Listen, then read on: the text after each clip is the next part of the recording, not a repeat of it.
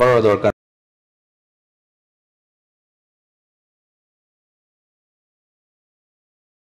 আমাদের রাজ্যর সবচেয়ে উপরে যিনি আছেন, শোনা যায় কানাঘুষো মিডিয়াতে যে তিনি হাঁটুর প্রবলেমে ভুগছেন। কেউ যোগাযোগ করেছিল? না, আমি জানি না, এটা আমি এখনই শুনছি। সাদা চামড়াদের ওইখানে কাজ করা, তো ওইখানে কিছু ফেস করতে হয়নি? ইংল্যান্ডে তো আমাকে কেউ ডক্টর বলে ডাকে না। সারাদিনে কোনো পেন্সিভ মোমেন্ট আসে না? সময় পর পেন্সিভ মুভমেন্ট হওয়ার, পেন্সিভ মুভমেন্ট হলে ঘুমিয়ে পড়ি। ইভিনিং ডক্টর, আমি মহুয়া হাজরা। আমার বয়স 48 ইয়ার্স। আমার এমনিতে কোনো দিন কোনো বোনের সমস্যা হয়নি, কিন্তু আমার এই 3 মাস আগে ডিসেম্বর মাস থেকে আমি ডান পায়ে আমার একটা প্রচণ্ড সমস্যা নিয়ে আমি ভুগছি।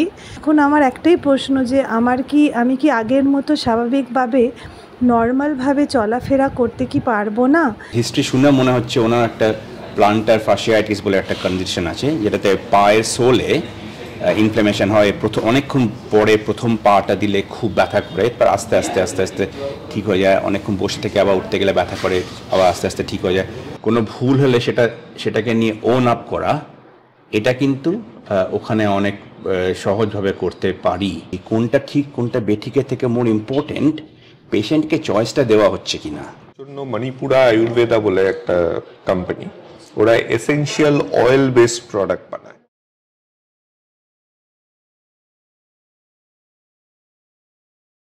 নেলসন ম্যান্ডেলা একবার বলেছিলেন যে it all seems impossible until someone does it.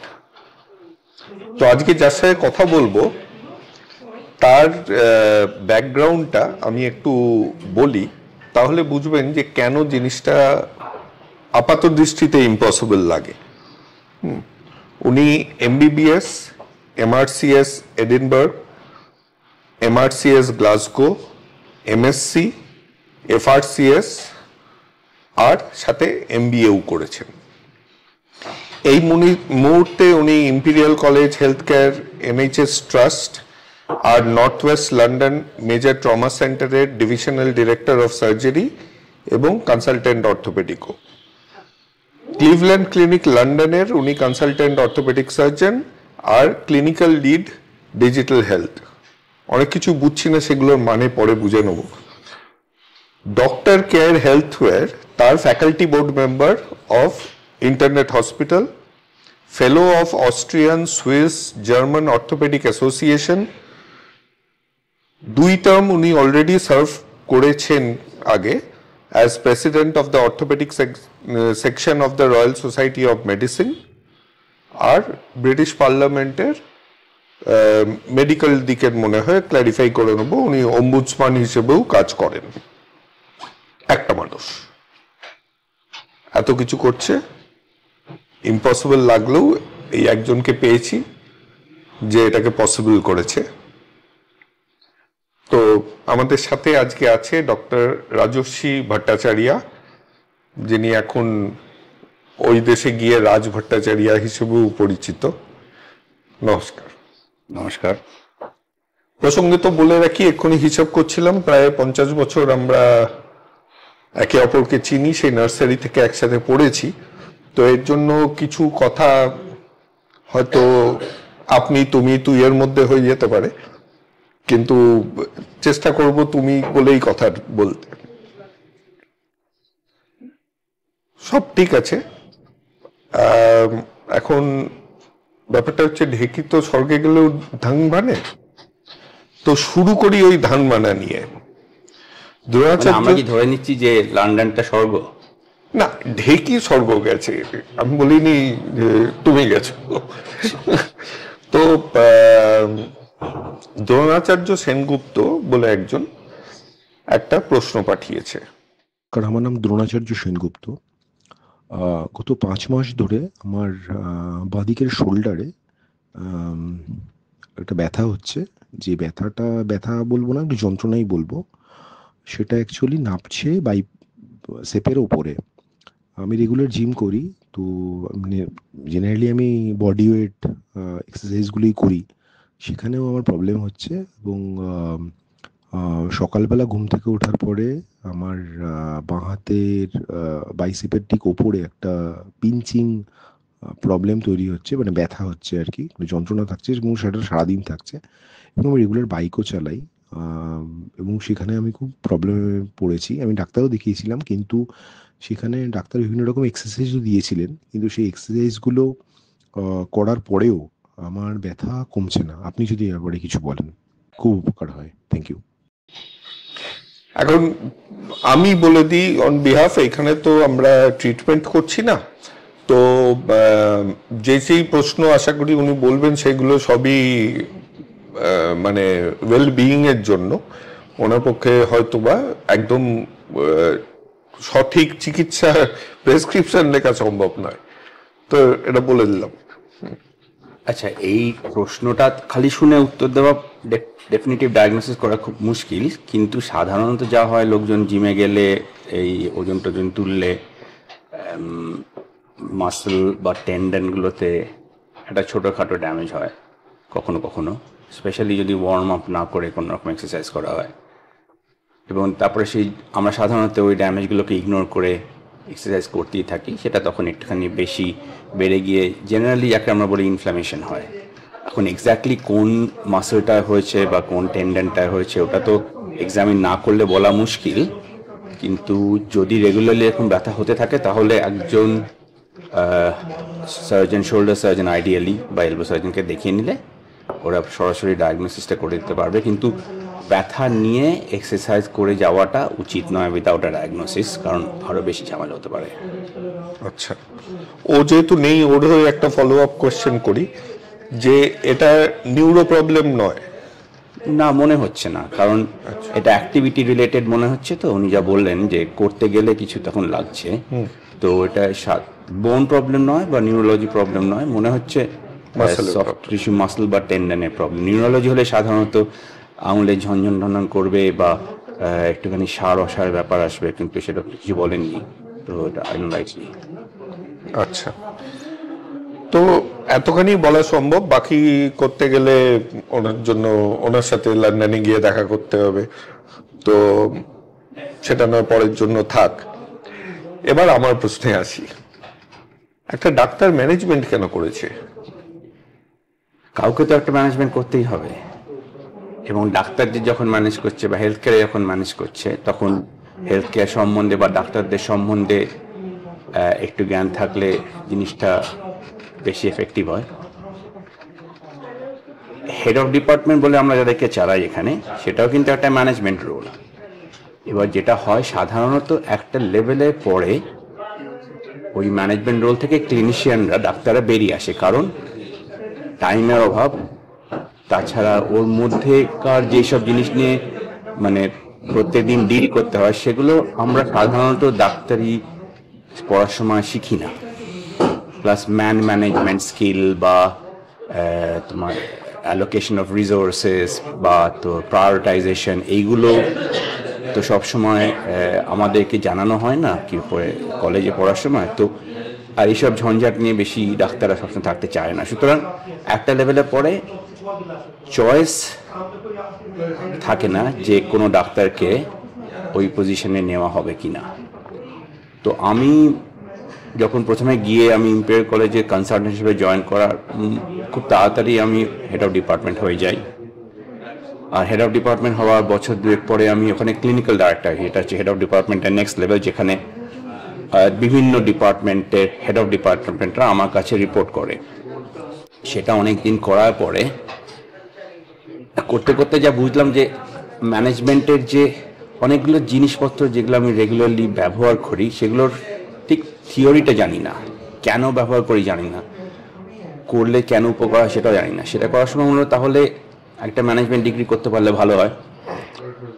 Management ডিগ্রিগুলো করা আমাদের পক্ষে একটু ডিফিকাল্ট, কারণ টাইম কোয়াইট হেভি ইনভলভমেন্ট থাকে, প্লাস পয়সা, কারণ ডিগ্রিগুলো সস্তা নয়।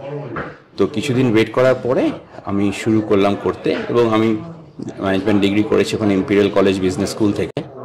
ওদের একটা এক্সিকিউটিভ ম্যানেজমেন্ট প্রোগ্রাম আছে, যেটা যারা চাকরিরত এবং সিনিয়র পজিশনে আছে তাদের জন্য। তো সেটা আমি করি। এটা ফ্রাইডে স্যাটারডে সানডে ক্লাস হতো এবং রাত্রিবেলা ওই রাত 11টা থেকে 1টা জেগে গিয়ে পড়াশোনাগুলো করতাম, কারণ আমি তো কখনো ইকোনমিক্স, অ্যাকাউন্টেন্সি, স্ট্র্যাটেজি, নেগোসিয়েশন এসব নিয়ে আমি তো কখনো পড়াশোনা করি না। তো এগুলো আমার কাছে অ্যাটলিস্ট খুব নতুন নতুন সাবজেক্ট ছিল, সুতরাং অনেকটাই পড়তে হয়েছে।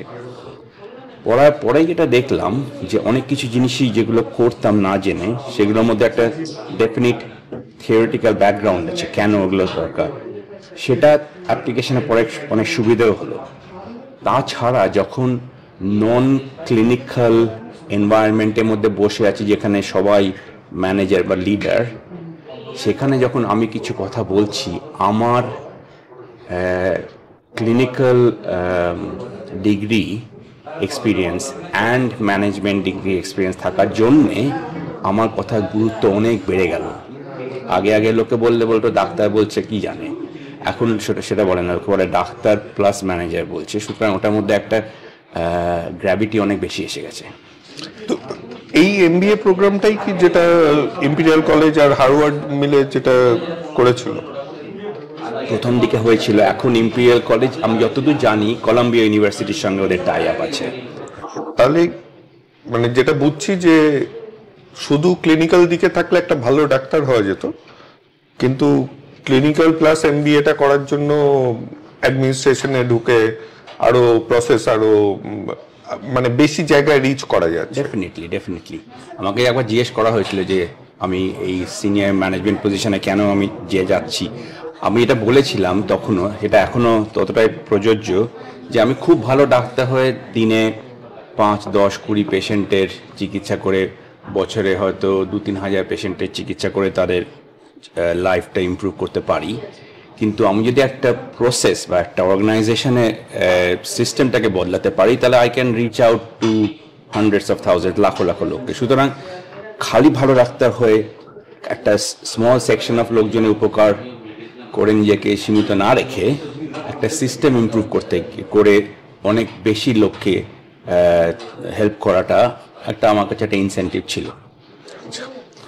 আচ্ছা, এগুলোর আগে বলি, আমাদের এই সেশনগুলো হেল্প করার জন্য মণিপুরা আয়ুর্বেদা বলে একটা কোম্পানি, ওরা এসেনশিয়াল অয়েল বেসড প্রোডাক্ট বানায়।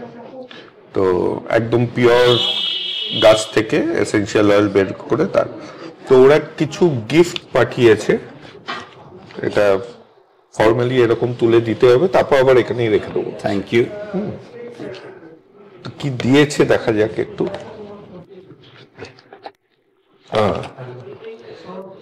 বিদেশি লোক বলে বাথ সল্ট দিয়েছে, এটা ল্যাভেন্ডার আর জ্যাসমিন। বাথ নেওয়ার সময় থাকলে অবশ্যই ব্যবহার করব। আমি বলছিলাম যে বাথটা শুয়ে থাকার কি সময় পাওয়া যায়? সাধারণত যায় না। ঠিক আছে, আরেকটা জিনিস শুরুর দিকে বলে নেওয়া, আমরা আছি আজকে সল্ট লেকে এফডি ব্লকে, অনেকদিন পুরনো, কিন্তু এখন রেনোভেট করে আরো সুন্দর করে দিয়েছে গোল্ডেন সিটিতে। ডক্টর ভট্টাচার্যকে আমরা এখানেই ধরতে পেরেছি, কারণ ইন্ডিয়ান চাইনিজ খাওয়ার খুব ভালো জায়গা এটা। তো আপনারাও সময় সুযোগ পেলে আসবেন, তাহলে আমরা আরো সেশন এখানে করতে পারবো। পিছনে একটু ব্যাকগ্রাউন্ড আওয়াজ শুনবেন, কারণ অন্য কাস্টমাররা তারাও তো এনজয় করতে এসছে, তাদেরকে তো আর আস্তে কথা বলতে বলা যেতে পারে না। তো একটু মৃদু আওয়াজ যদি শোনেন ওটা মার্জনা করে দেবেন, কারণ আমার মনে হয় ডক্টর ভট্টাচার্য যে কথাগুলো বলছেন সেইগুলো বেশি জরুরি, তার জন্য ওইটুকু অ্যাকোমোডেট করে নিতে হবে। অদ্ভুত লাগে এটা। আমি পোর্টফোলিও ক্যারিয়ারে আসার আগে আর একটা জিনিস, আমি ইঞ্জিনিয়ারিং করেছি, এমবিএ করলেও ইনফ্যাক্ট কোনো প্রফেশনে স্যালুটেশন দিয়েই যে বলতে হয় সেটা কিন্তু আমাদের নেই। তো ডাক্তাররা এটা এক্সপেক্ট করে কেন? কারা এক্সপেক্ট করে? আমাদের এখানে তো করে। ইংল্যান্ডে তো আমাকে কেউ ডক্টর বলে ডাকে না, মিস্টার বলে ডাকে। কারণ ওখানে সার্জেনরা, যেটা তুমি জানো, ওখানে সার্জেনরা পড়াশোনা করে নিজেদের ডাক্তার খেতাবটাকে খোয়ানোর চেষ্টা করে, এরপর শেষ হয়ে গেলে মিস্টার হয়ে যায়। তো এটা অবভিয়াসলি বিভিন্ন জায়গায় এর চলটা বিভিন্ন। আমার ধারণা, এটা আমার পার্সোনাল ওপিনিয়ন, ডাক্তারবাবু বলাটা একটা লেভেল অফ রেসপেক্ট আর লেভেল অফ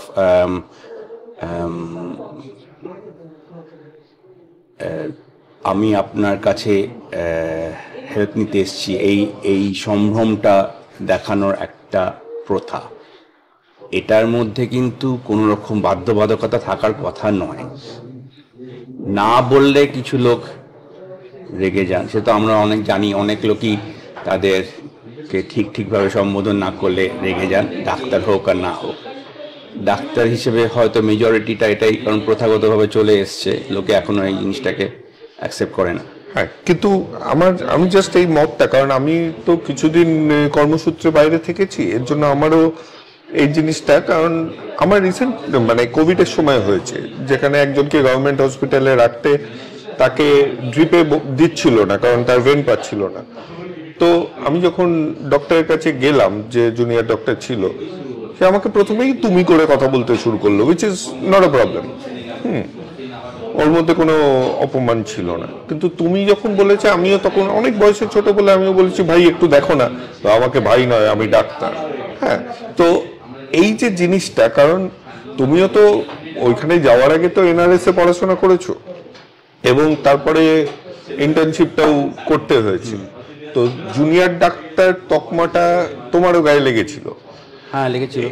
এবার আমার প্রশ্নটা হচ্ছে কি, আমাদের মানে কমন লোক, আমি বলছি না যে এটা সব সময় ব্ল্যাঙ্কেট চলে, কিন্তু জুনিয়র ডাক্তারের সাথে সিস্টেমের, মানে গভর্নমেন্ট সিস্টেমের, আমরা এখানে কোনো পলিটিক্যাল আলোচনাতে না গিয়েই বলছি, একটা সব সময়, তখন সেই সময়ও ছিল, এখনো আছে, একটা ক্ল্যাশ লেগে থাকে। সব সময় তাদের কিছু চাহিদা থাকে যেগুলো গভর্নমেন্ট দিচ্ছে না, কিংবা গভর্নমেন্ট যেটা দিচ্ছে সেটা তারা পছন্দ করছে না। এইরকম একটা ক্ল্যাশ সব সময় লেগে থাকে। Add to that political unions. এই যে একটা জিনিস কলকাতাতে দেখে পাস করে গেছো, ওইখানে ইম্পিরিয়াল কলেজে যে জায়গা পড়ানো হয়, সেইখানে কি এনভায়রনমেন্ট, দুটোর মধ্যে পার্থক্যটা কি? দেখো, এই প্রশ্নটা তুমি আমাকে যদি 2 বছর আগে করতে, তার উত্তরটা অন্য হতো। কিন্তু গত 2 বছরে হয়তো খবরের কাগজে পড়েছো যে ইংল্যান্ডে জুনিয়র ডাক্তারদের বিরাট স্ট্রাইক হয়েছিল। সেই একই কথা, গভর্নমেন্টের সঙ্গে ক্ল্যাশ, পয়সা, অ্যাকোমোডেশন, রিসোর্সেস, রেস্ট পিরিয়ড, অনেক কিছু, হাজার জিনিস নিয়ে। সুতরাং জুনিয়র ডাক্তাররা খুশি না থাকলে তারা একটা প্রোটেস্ট করবেই। সেই প্রোটেস্টটা এখন কিভাবে হ্যান্ডেল করা হয়, that creates the next step. তো এখানে আবার আমার যেটা মনে হয়, এটা হচ্ছে একটা সিস্টেম। আমরা যখন পড়েছি, আমি যখন কলেজে পড়েছি, তখন প্রচুর পলিটিক্যাল ক্ল্যাশ হতো, প্রচুর পলিটিক্যাল তোমার কমিউনিকেশন, ইন্টারাকশন হতো। তার মধ্যে থেকে যদি কেউ অ্যাক্টিভলি চেষ্টা করে সিস্টেমটা বদলায়, তাহলেই বদলাবে, না হলে সবাই একই রকমভাবে বড় হচ্ছে। কিন্তু যারা বড় হচ্ছে, যেমন আমরা কিন্তু যখন অন্য এনভায়রনমেন্টে চলে যাই, আমরা কিন্তু তখন সেই এনভায়রনমেন্টে বিহেভ করি, সেই এনভায়রনমেন্টের মতোই। তার মানে জেনারেলি ইনহেরেন্টলি আমাদের মধ্যে এই জিনিসটা নেই। এটা সিস্টেম, এনভায়রনমেন্ট যেখানে রয়েছে, তাতে আমরা গা মিলে চলি। তাহলে এটাই, এই জায়গাটাই কন্ট্রাডিকশনটা, যে তুমি যে বলছিলে যে ডাক্তাররা এক্সপেক্ট করে because of the environment. Maximum ডাক্তারই বিদেশে কখনো না কখনো গিয়ে পড়াশোনা করে এসছে, যারা ডাক্তারবাবু এই দেশে ফেরার পরে ডাক্তারবাবুটা শুনতে অভ্যস্ত হবার, তারা কিন্তু ওইখানে শুনতো না। তো এই যে আমরা যখন বাইরে গেছি, আমরা কিছু জিনিস ওইখানে শিখে এসেছি যেটা এখানে কিন্তু বদলায়নি। মানে রাস্তায় কাগজ ফেলবো না, হ্যাঁ, কিন্তু এই এনভায়রনমেন্টটা বদলে যায়, মানে আউটলুকটা ডাক্তারদের বদলে যায়, এবং আমাদের আউটলুক টুয়ার্ডস ডক্টরস বদলে যায়। একটা ভগবানের মতন দেখার একটা দৃষ্টিকোণ চলে আসে, নো লঙ্গার আ প্রফেশনাল। আমাদের expect of access to the doctor বদলে যায়। যেটা বিদেশে আমি চাইলেও পাবো না ডাক্তারের সাথে কথা বলতে, আমাকে একটা ফোন নাম্বারের থ্রু দিয়ে যেতে হবে, সেইখানে এসকেলেট করতে করতে যদি সেটা সেই জায়গায় হয় তখন ডাক্তারের সাথে কথা বল। এইখানে I can just walk in to the doctors chamber. এই এক্সপেকটেশনটা যে এখানে বেড়ে যাচ্ছে, সেখানেই আবার ডাক্তারদের গায়ে হাতও উঠছে। এটাই তো মুশকিল, ডাক্তারকে ভগবান করার দরকার নেই, কারণ ভগবান করলেই যে এক্সপেকটেশনটা আছে সেই এক্সপেকটেশনটা মিট আপ না হলেই তখন লোকের একটা ফ্রাস্ট্রেশন হয়, তখন এই ভায়োলেন্সটা এসে যায়। তুমি যেটা বললে, ডাক্তাররা প্রফেশনাল, তুমিও প্রফেশনাল, আমিও প্রফেশনাল। তুমি বিল্ডিং ঠিক করো, আমি রুগীদের ঠিক করি। আমাকে হঠাৎ একটা ভীষণ এলিভেটেড পজিশনে ঠেলে দেওয়ার কোনো কারণ নেই তো, কিন্তু সেটা করে আসছে, এটা বছরের পর বছর চলে আসছে। তার ফলে ওই তুলে দিলেই আচারটা দেওয়া যায় বেশি। সুতরাং ওইখানেই সিস্টেমটা চেঞ্জ করার দরকার, যে ডাক্তাররা ভগবান না, ডাক্তাররা প্রফেশনাল, এবং প্রফেশনাল হলেই তাদের ভুল হওয়ার সম্ভাবনা আছে। সেই জিনিসটা আমাদের আবার ওই একই ব্যাপার, যে এনভায়রনমেন্টটা এবং যেখানে আছি সিস্টেমটা একটুখানি চেঞ্জ না করলে সবাই মিলে ওর মধ্যে যা চলছে সেই চলেই যাচ্ছে, ওটা বদল আর হচ্ছে না। তো আমি একটা প্রশ্নে আসি, এইটা কিছুখানি রিলেটেড কথা, যে কথা হচ্ছে তার মধ্যেই। ইনি হচ্ছেন শ্যামল কুমার দাস, ইনি ডেপুটি ডিরেক্টর ইনকাম ট্যাক্সের। ইনি অনেক সোশ্যাল ওয়ার্ক করেন, যে ওনার সাথেও আমার একটা সেশন হয়েছে যেখানে উনি ডাক্তার ঠিক নয়, হেলথ কেয়ারের সাথে নর্মাল মানুষের একটা কানেক্ট তৈরি করে দেন, যেটা আইডিয়ালি এমনিতেই হওয়া উচিত ছিল, কিন্তু আমরা সবাই জানি এখানে হয় না, এখানে পরিচিতিটা থাকার খুব দরকার পড়ে যায়। তো উনি একটা প্রশ্ন পাঠিয়েছেন। আর একটা, যেহেতু উনি অর্থোপেডিক সার্জন এত বড় মাপের, মানে বাইরের দেশে কি হচ্ছে, আগে আমাদের একটা বলা হতো বছর 2-3 আগেই, যে নি রিপ্লেসমেন্টের সময় একটা করে, প্রথমে একটা করলো, তার কিছুদিন গ্যাপ দিয়ে আর একটা। এখন কিন্তু তা করছে না। ধরুন 5 দিন বা 6 দিনের একটা পিরিয়ডে ভর্তি করছে পেশেন্টকে, প্রথমে একটা করছে, 2 দিন গ্যাপ দিয়ে আর একটা করে, তারপরে 2 দিন পর ছাড়ছে। কোনটা সঠিক, মানে বা ওই দেশে কোনটার প্রচলন, মানে একসাথে দুটো নিয়েই করে দেয় 2 দিন গ্যাপে, নাকি মাঝখানে কিছুদিন অফ দিয়ে করায়? এইটা একটা প্রশ্ন। আচ্ছা, এটার প্রথম উত্তর হলো, এর মধ্যে সঠিক বেঠিকের কিছু নেই। এটা হচ্ছে যাকে আমরা বলি, ইংলিশে বলি হর্সেস ফর কোর্সেস। কিছু কিছু লোকের ক্ষেত্রে কিছু কিছু জিনিসটা ইজিয়ার, ওই দেশে দুরকমই হয়। তবে এই 7 দিনে গ্যাপ দিয়ে নেক্সট রিপ্লেসমেন্টটা হয় না, হয় একসঙ্গেই দুটো নি রিপ্লেস করা হয় অন দ্য সেম সেটিং, যেটাকে আমরা বলি বাইল্যাটারাল সাইমালটেনিয়াস নি রিপ্লেসমেন্টস।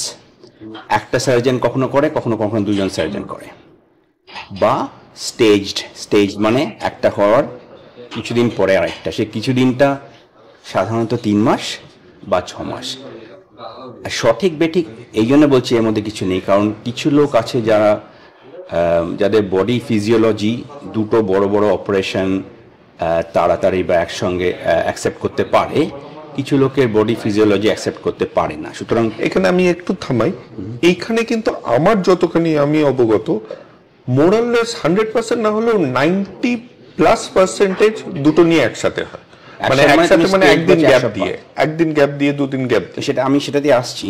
তো এবার যদি মনে হয় যে যার রিপ্লেসমেন্ট করা হচ্ছে তার বডি ফিজিওলজি এটা হ্যান্ডেল করতে পারবে, তাহলে অফার করাটা ইজ নট আনরিজনেবল।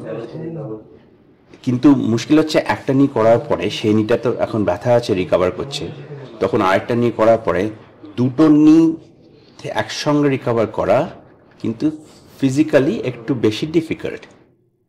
একটা করে ওটা ভালো হয়ে যাওয়া, কোনোটা করার মধ্যে একটুখানি ইজিয়ার।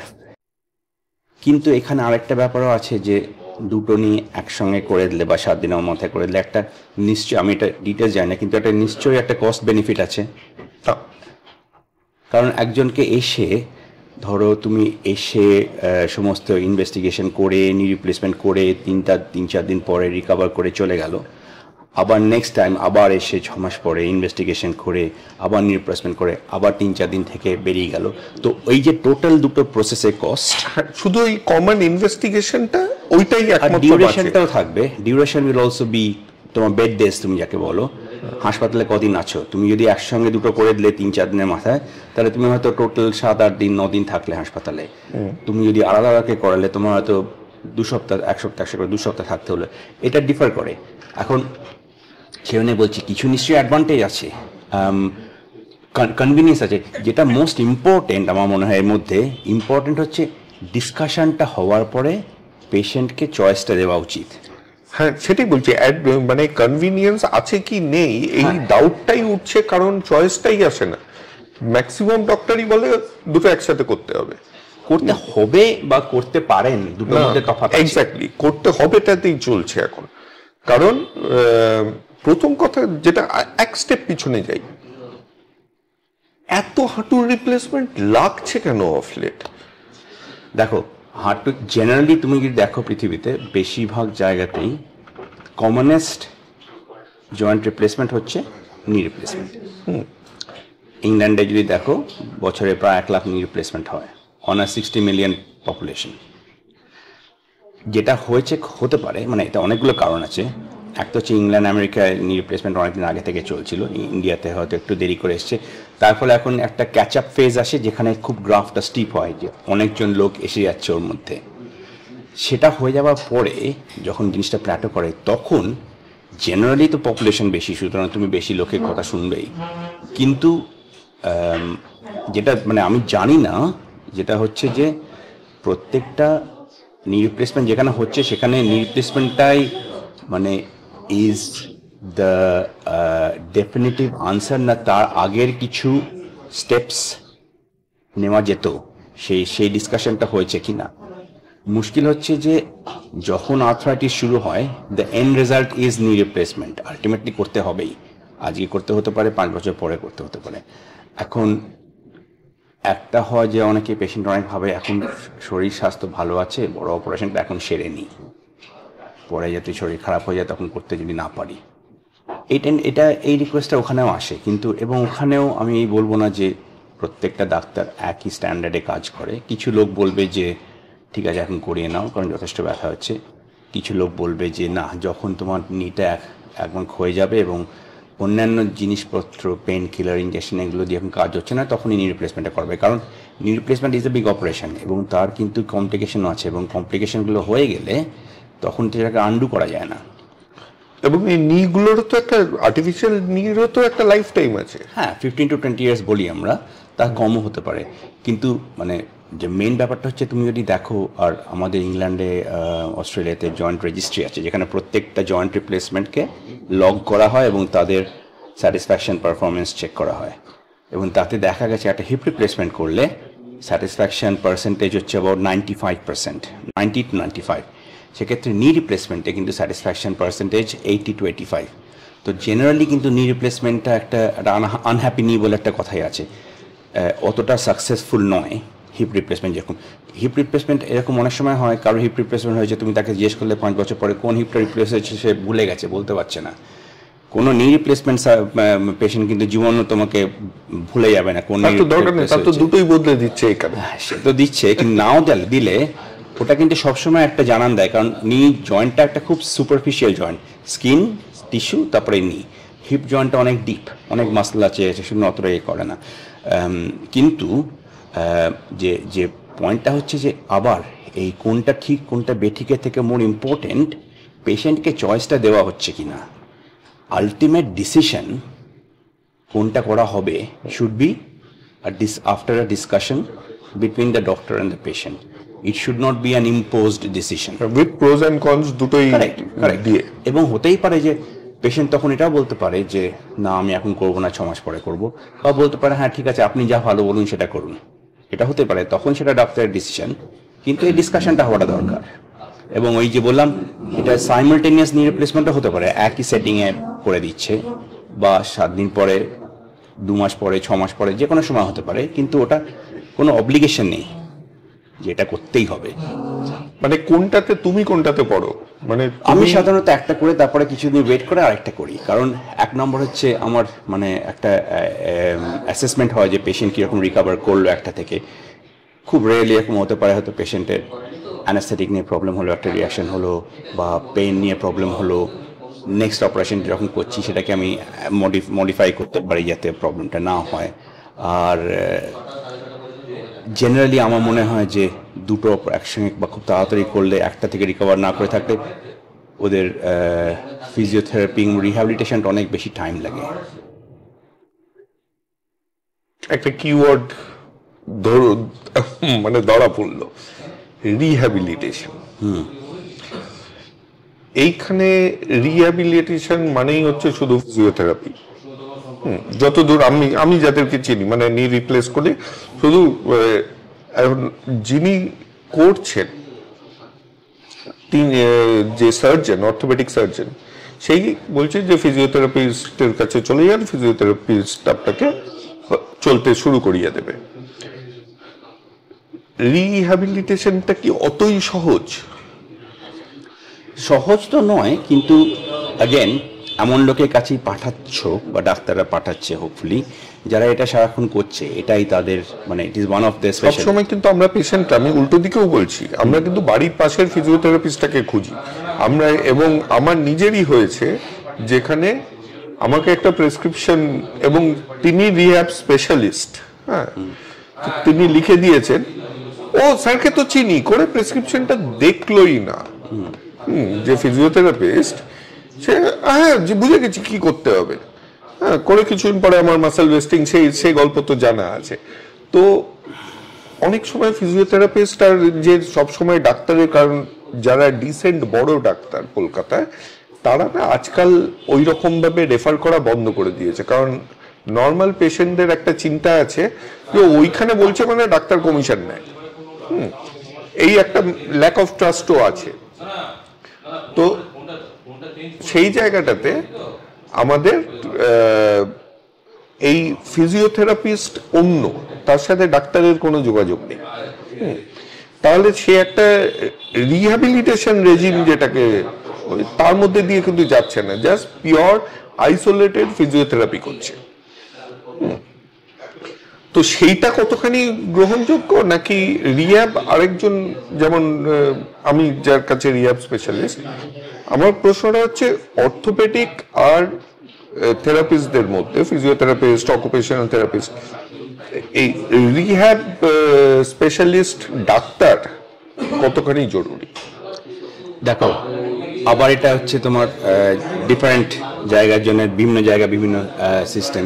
যেমন আমি এখানে কাজ করি লন্ডনে, ওখানে রিহ্যাব স্পেশালিস্ট বলে কিছু হয় না, মানে হয় কিন্তু মানে অর্থোপেডিকের জন্য না। ওখানে হয় তোমার স্পোর্টস ফিজিশিয়ান হয়, যারা তোমার এই ছোটোখাটো ইঞ্জুরিকে উইদাউট সার্জারি যখন ট্রিটমেন্ট করতে হয় সেগুলো করে। আর আছে ফিজিওথেরাপিস্ট।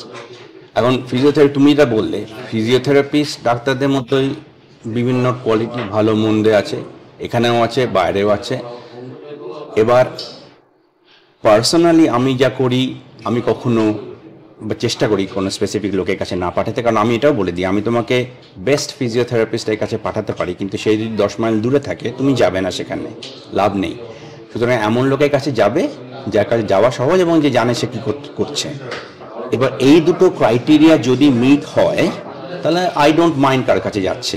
এখন এখানেও সেই জিনিসটা আমি সেভাবে জানি না কীভাবে হয়, কিন্তু যখন পেশেন্টকে রিহ্যাবে বা ফিজিওতে পাঠানো হচ্ছে, এই দুটো বলে দেওয়া উচিত যে কাছাকাছি এমন লোককে খুঁজুন যার কাছাকাছি যে আছে, যার কাছে যেতে সুবিধে, যাতে রোজ বা সপ্তাহে 2 দিন 3 দিন করে যেতে অসুবিধা না হয়, এবং সে যেন জানে সে কী করছে। এবার সেই যেন জানে সে কী করছে সেটা কিভাবে খুঁজে বার করবে। ওখানে একটা সুবিধা হচ্ছে, ওখানে একটা তোমার সেট স্ট্যান্ডার্ড আছে, কারণ লোকের কোয়ালিফিকেশান, ফিজিওথেরাপিস্টদের কোয়ালিফিকেশান আছে, ইন্স্যুরেন্স কোম্পানি আছে যারা তোমার অথরাইজ করে, বা অর্গানাইজেশন আছে যারা সেই ফিজিওথেরাপিস্টদের এমপ্লয় করে। এখানে যদি, যেহেতু সবাই সেলফ এমপ্লয়েড অনেকেই, তাদের কার কী ডিগ্রি আছে সবসময় তো জানা সম্ভব নয়, ওই লোকের মুখে কথা শুনে চলতে হবে। ওখানে যেটা হয়, ওয়ার্ড অফ মাউথ জিনিসটা একদম ডিসকাউন্ট করার মতন নয়, কিন্তু ওই একটুখানি খোঁজ নিয়ে দেখতে হবে কে বেশি ভালো বা কে করেছে এমন চেনাশোনার কারোর যার ভালো উপকার হয়েছে। কিন্তু তুমি যে আরেকটা পয়েন্ট বললে যে প্রেসক্রিপশন দেখতে হবে না, আমি জানি কি করতে হবে। যদি একজন তোমার রেগুলারলি একই টাইপের পেশেন্টকে রিহ্যাবিলিটেশন করাচ্ছে, তার পক্ষে ইট is not unreasonable to say আমি জানি কি করতে হবে। তাও গুড প্র্যাকটিস হচ্ছে দেখে নেওয়া যে ডাক্তার কিছু বলেছে কিনা, কারণ কিছু কিছু ক্ষেত্রে স্পেশাল ইনস্ট্রাকশন দেওয়া থাকে, তো সেটা আমি বলবো প্রফেশনালি সেটা একটা করা দেখে নেওয়া উচিত। কিন্তু পুরো একদম ফুল প্রুফ কোথাও করা যায় না যে একদম পারফেক্ট ফিজিওথেরাপিস্ট পারফেক্ট রিহ্যাবিলিটেশন করাবে, এদেশেও হয় না ওদেশেও হয় না। এটা বেসিক্যালি ভাগ্যের উপরেই। ভাগ্য বলবো না, কারণ তোমাকে তো একটুখানি নিজের শরীরের জন্য নিজেকে একটু রেসপন্সিবিলিটি নিতে হবে। তো তুমি তো যেমন হট করে যে কোনো ডাক্তারের কাছে যাবে না, তুমি একটু খোঁজ খবর নিয়ে যাবে ডাক্তারের কাছে, সেরকম খোঁজ খবর নিয়ে যাবে ফিজিওথেরাপিস্টের কাছে, রিহ্যাবিলিটেশন স্পেশালিস্টের কাছে, একটুখানি রিসার্চ করতে হবে। আচ্ছা, তো আমার আবার ওই একই জায়গায় আসছি যে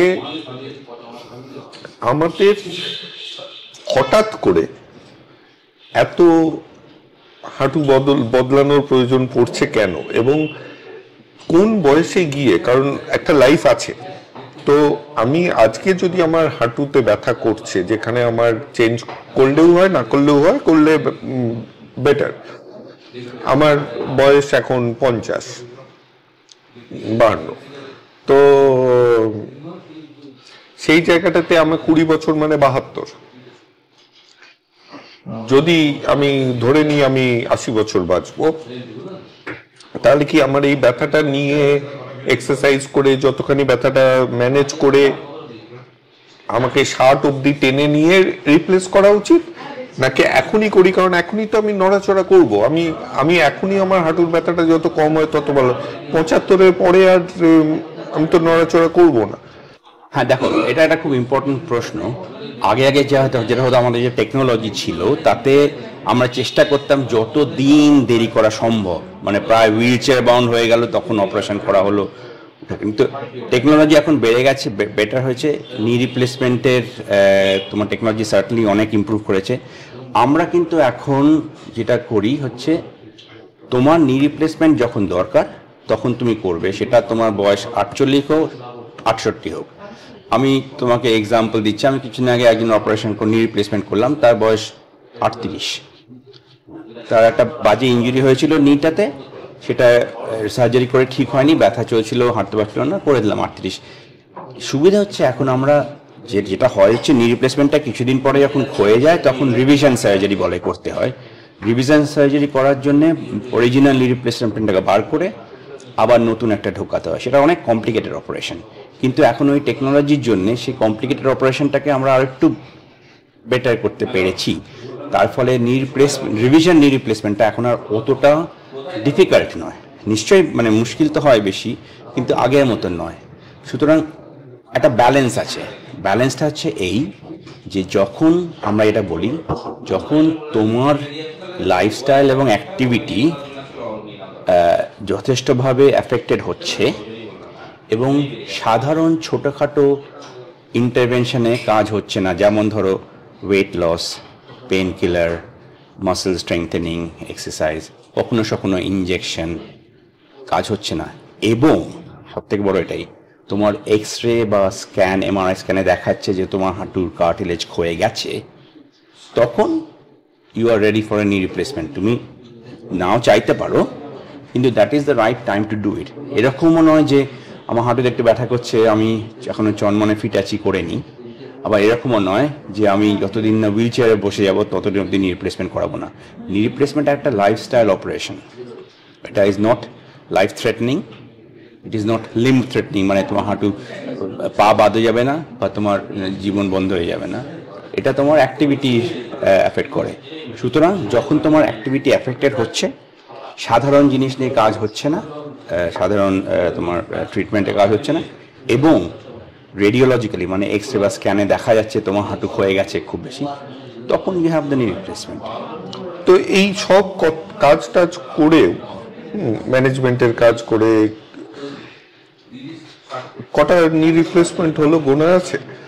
আমার আমার মানে না গুণে উপায় নেই, কারণ আমাদের জয়েন্ট রেজিস্ট্রিতে সমস্ত ডেটা থাকতে পারে, তো থাকতে হয়। তো লাস্ট আমি চেক করে দেখিনি, তবে মোটামুটি ধরো কোভিডের পরে আমাদের ওখানে আমাদের সার্জারি রেটটা একটু কমেই গেছে।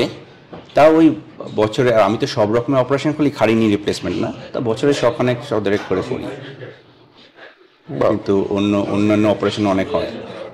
আর সব অপারেশন আমি নিজেও করি না, আমার টিম করে, আমাকে এখানে সুপারভাইজ করতে হয়, কিন্তু ওটা আমার আন্ডারেই থাকবে।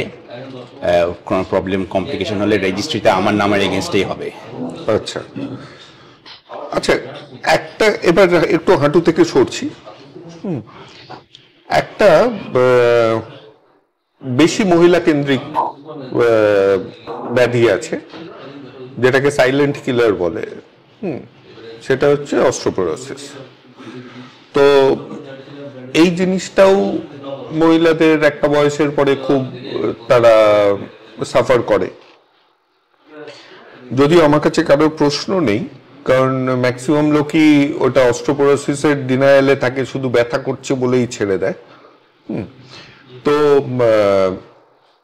এইখানে কিছু অ্যাডভাইস আছে মহিলারা কিরকম ভাবে লাইফস্টাইল, তাদের কি কি জিনিস দরকার কম বয়সে, যাতে বড় বয়সে এই ঝামেলাটার মধ্যে দিয়ে না যায়। আচ্ছা, প্রথমেই বলে দিই, অস্টিওপোরোসিস আর অস্টিওআর্থ্রাইটিস অনেকে গুলিয়ে ফেলেন, আমি বলছি না সবাই ফেলেন, কিন্তু অস্টিওপোরোসিস হচ্ছে যেখানে তোমার বোনের মিনারেল কন্টেন্টটা কমে গেছে বা বোনের ডেন্সিটি কমে গেছে, অ্যাজ অপোজ টু অস্টিওআর্থ্রাইটিস যেখানে জয়েন্টগুলো ক্ষয়ে যাচ্ছে, কারণ যে কার্টিলেজ বা যে কাভারিংটা বোনে সেটা ক্ষয়ে যাচ্ছে।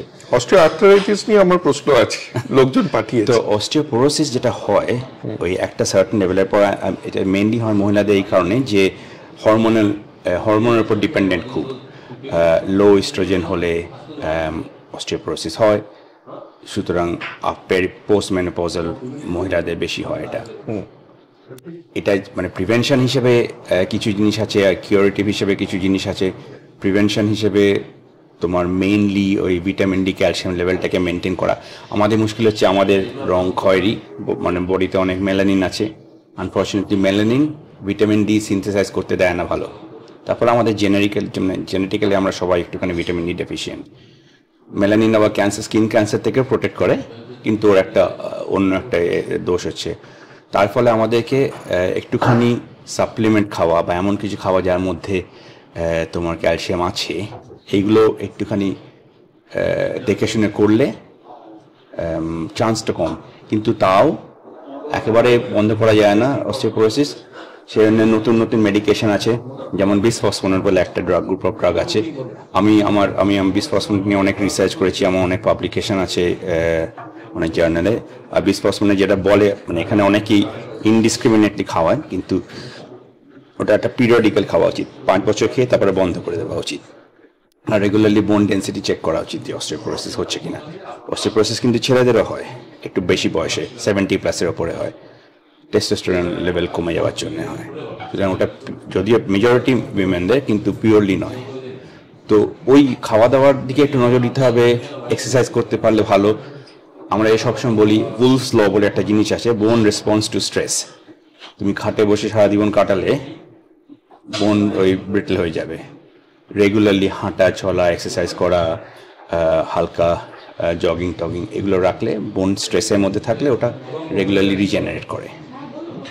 আচ্ছা, ভিটামিন ডি, এটা সাধারণত একটা স্কুল অফ থট আছে যার কোনো আমি মানে সায়েন্টিফিক ব্যাকিং দিতে পারবো না, এর জন্য কে বলেছে বললে পারবো না, যে সানলাইট ছাড়া অন্য সাপ্লিমেন্টস কাজ করে না, যে সেইগুলো শুধুমাত্র NHS এর একটা স্টাডিও আছে বাইরে। তো NHS এর এরকম অনেক স্টাডি আছে যেগুলো নিয়ে ওই করছে না, যেমন করোনার সময় রেবিস ভ্যাকসিন দিলে নাকি করোনা ভ্যাকসিন হয়ে যাবে, এটাও আমি খুঁজে পেয়েছিলাম। তো যাই হোক, সেইটা নিয়ে বলছি না, NHS এর লোক বলে দিলাম। তো এবার ভিটামিন ডি সাপ্লিমেন্ট কি ক্যালসিয়ামের সাথে, তাহলে তো সবচেয়ে ইজি হচ্ছে মহিলারা ক্যালসিয়াম আর ভিটামিন ডি সাপ্লিমেন্ট নিতেই থাকুক রোজকার দৈনন্দিন। সেটা কিছু নেগেটিভ সাইড, আবার একই ব্যাপার যে মানে দেয়ার ইজ নো তোমার অ্যাবসলিউট যে খালি সানলাইট দিয়ে ভিটামিন ডি হয়ে যাবে বা খালি ট্যাবলেট খেলেই হয়ে যাবে, কোনো সানলাইট লাগবে না, দুটোর মধ্যে কোনোটাই ঠিক নয়। ভিটামিন ডি কেন দরকার? ভিটামিন দরকার যাতে ক্যালসিয়ামটা অ্যাবজর্ব করতে পারে। ভিটামিন ডি আমাদের বডিতে তৈরি হয় না, সানলাইট একটা কম্পোনেন্ট যেটা ভিটামিন ডি তৈরি করতে সাহায্য করে, কিন্তু তোমার ইনগ্রিডিয়েন্টসগুলো তো লাগবে, সেগুলো তো ওই গ্রিন লিফ ভেজিটেবল শাকসবজির মধ্যে আছে। সুতরাং সবগুলো জিনিসই একটু একটু করে নিলে আলটিমেট প্রোডাক্টটা ঠিক হবে।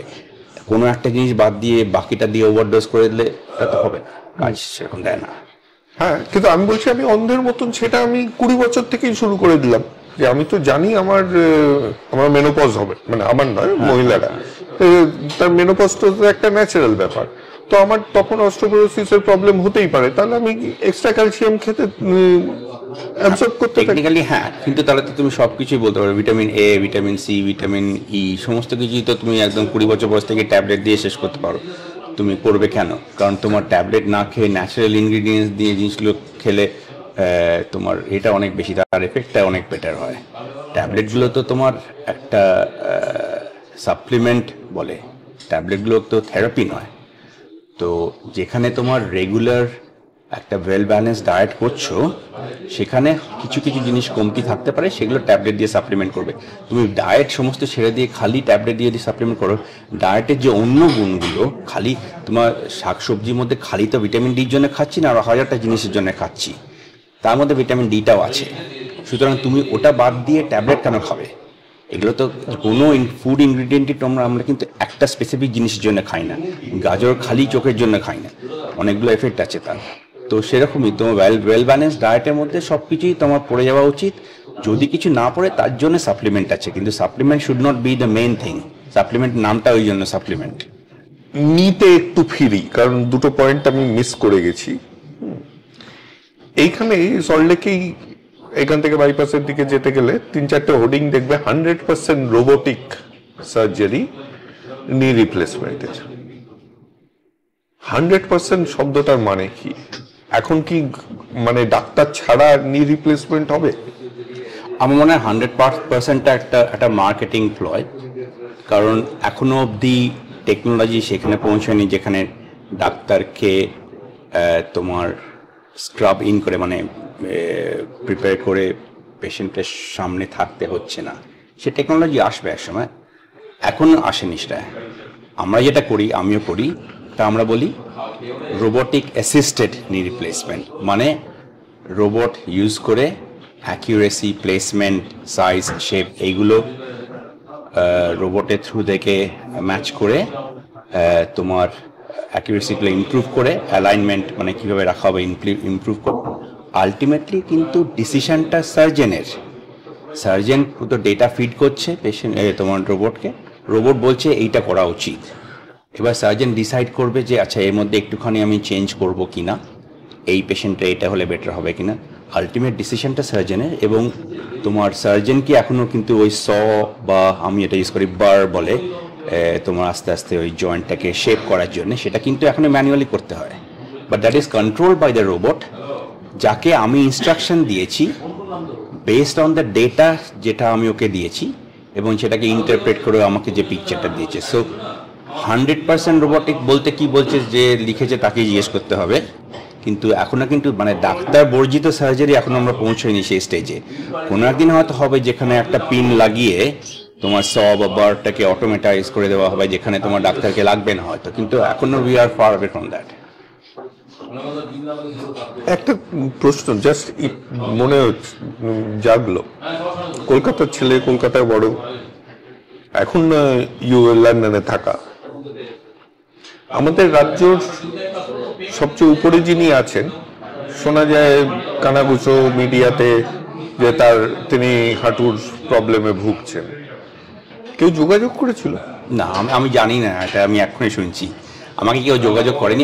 দেখো, আমি তো বাইরে আছি প্রায় 26 বছর হলো, ইনফ্যাক্ট কালকে 26 বছর হবে।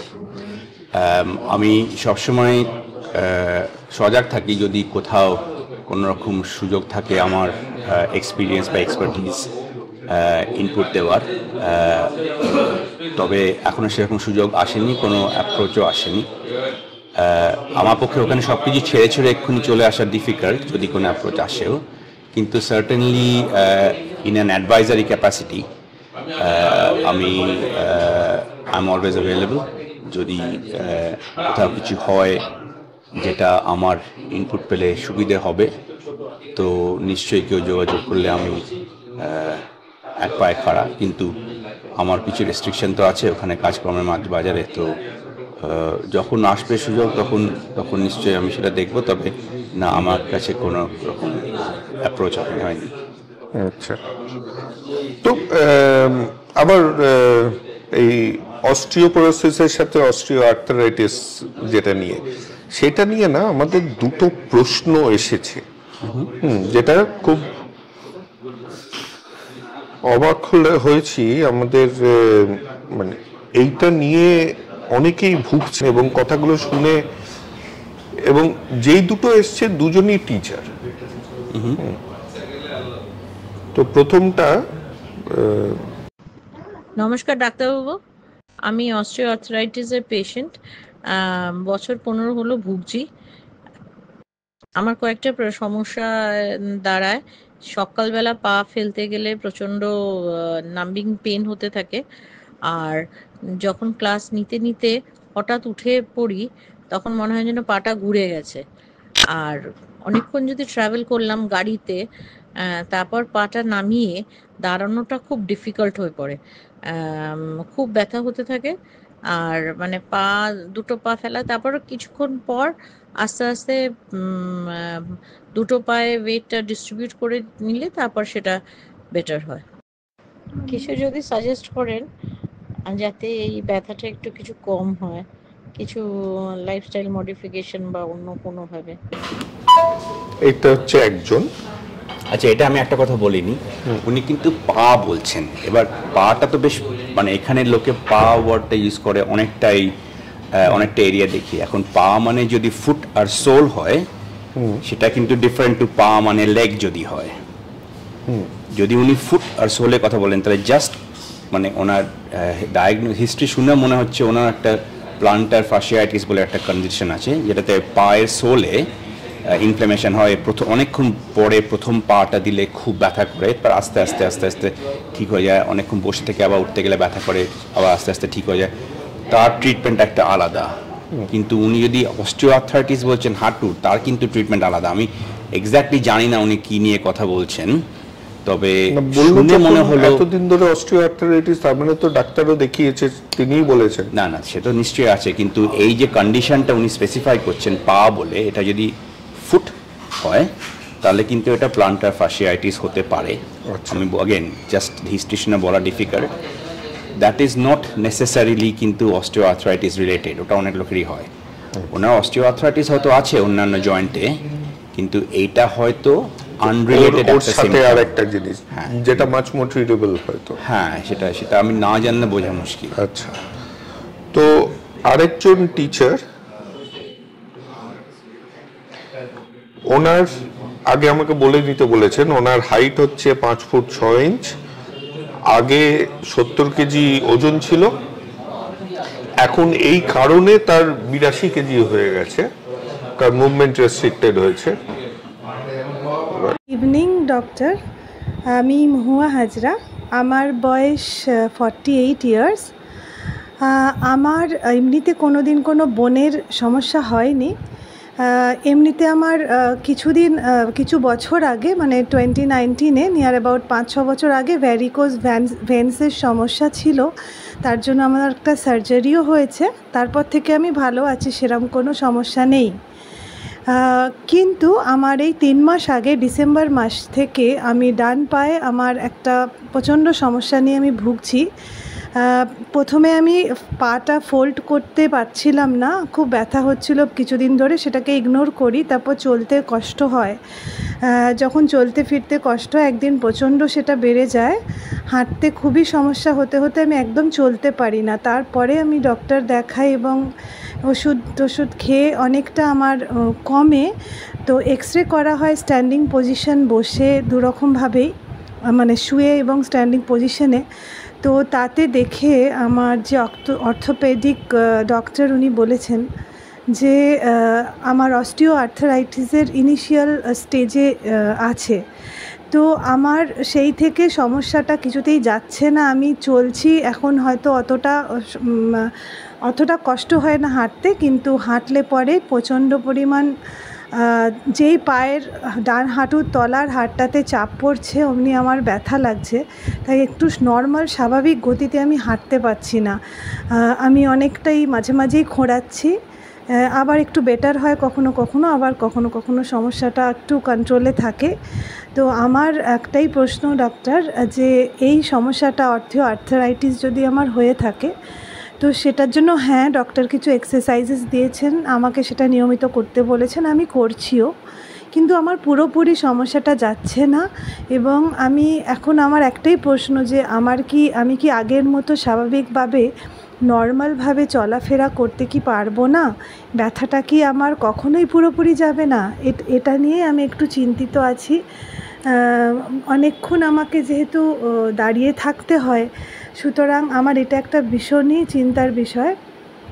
আমার কাজ, আমি টিচার, তাই জন্য আমাকে দাঁড়িয়ে অনেক কাজ করতে হয়, তো এটাই আমার সমস্যা। তো আপনি যদি সেটার ব্যাপারে কিছু বলতে পারেন। আচ্ছা, হাঁটুর ব্যথা অনেকগুলো কারণেই হতে পারে, অস্টিও আর্থ্রাইটিস তার মধ্যে একটা।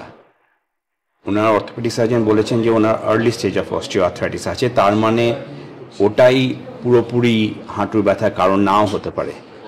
হাঁটুর মধ্যে অনেকগুলো স্ট্রাকচার আছে, লিগামেন্ট আছে, মেনিসকাস বলে আমরা একটা জিনিস বলি, যেটা ওই কার্টিলেজারের মতন কিন্তু আলাদা ফ্রি স্ট্যান্ডিং। কখনো কখনো ওই যখন হাঁটু আস্তে আস্তে ক্ষতি থাকে বা কোনো ইঞ্জুরি হয়, কার্টিলেজ ওই মেনিসকাসটা কখনো কখনো একটা ছিঁড়ে যেতে পারে, সেখান থেকেও ব্যথা হতে পারে।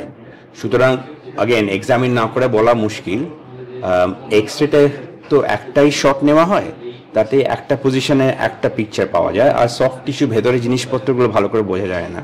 সুতরাং যদি এক্সরেতে খুব বেশি অস্টিও আর্থ্রাইটিস না দেখায় এবং কন্টিনিউড পেন চলতে থাকে, তাহলে একটা এমআরআই স্ক্যান করলে তাতে কিন্তু অনেক বেশি ইনফরমেশন পাওয়া যাবে, এবং তার মধ্যে হয়তো দেখা যাবে যে তোমার কোনো মেনিসকাস টেয়ার হয়েছে বা কোনো অন্যরকম প্রবলেম আছে, সেগুলোর ইন্ডিভিজুয়াল ট্রিটমেন্ট আছে।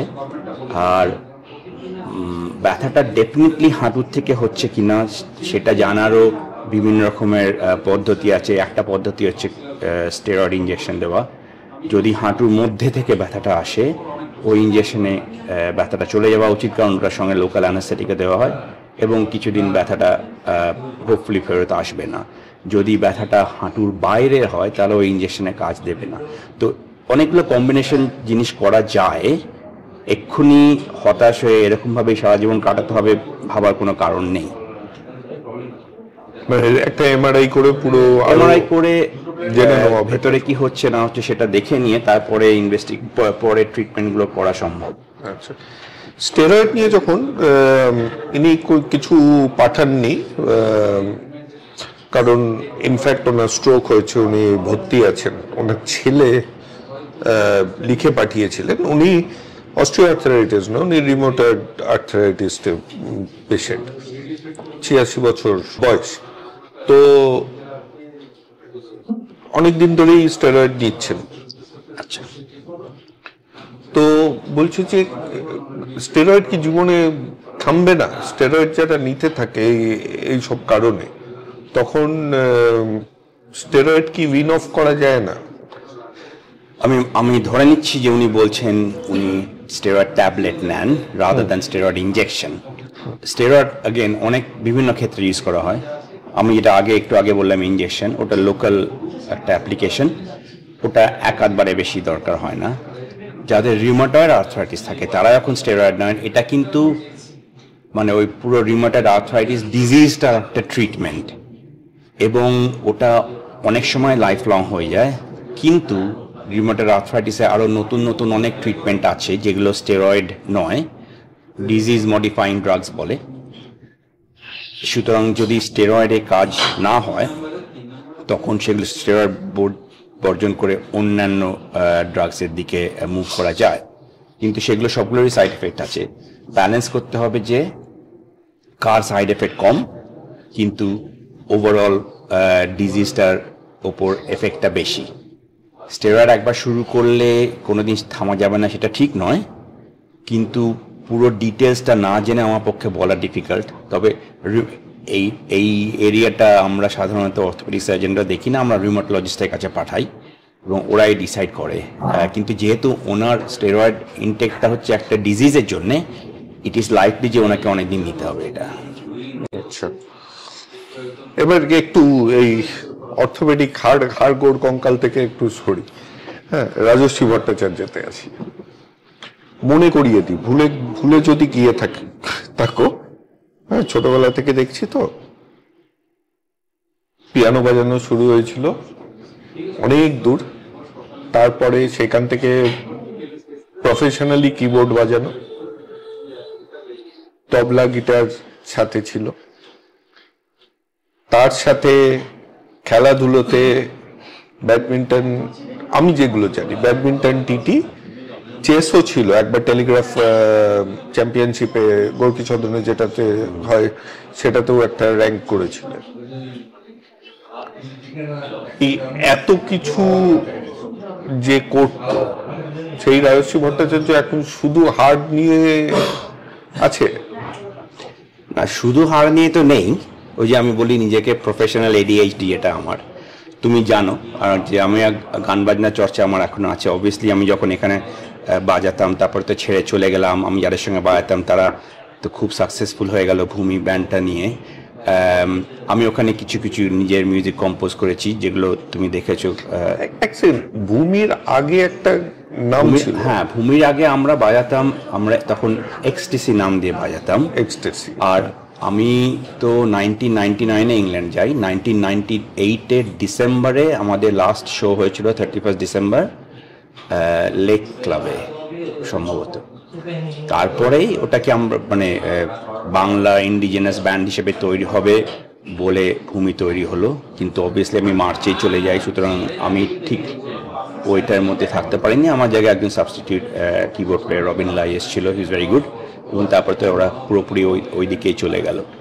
তো বাট তার আগে আমরা অনেক দিন, প্রায় 5-6 বছর একসঙ্গে বাজিয়েছিলাম আমরা সবাই। আর পিয়ানো আছে বাড়িতে এখন? হ্যাঁ, পিয়ানো আছে। আমি তো কম্পোজ করি, যার কম্পোজিশন তুমি কয়েকটা দেখেওছো, ইউজও করেছো। আর যতটা সময় পাই এখনো তার মধ্যে আমি একটু খেলাধুলো করি, কিন্তু আমার তোমার প্রফেশনাল লাইফে আমি ধরো এই যে অর্থোপেডিক করি, তাছাড়া আমি MBA করার পর কিছু স্টার্ট আপ কোম্পানির সঙ্গে যুক্ত হয়ে যাই, আমি কিছু বোর্ডে বসি কোম্পানিগুলোর। তুমি যেমন বললে, আমি পার্লামেন্ট অম্বাডসম্যানের হয়ে কাজ করি, জেনারেল মেডিকেল কাউন্সিলের হয়ে কাজ করি।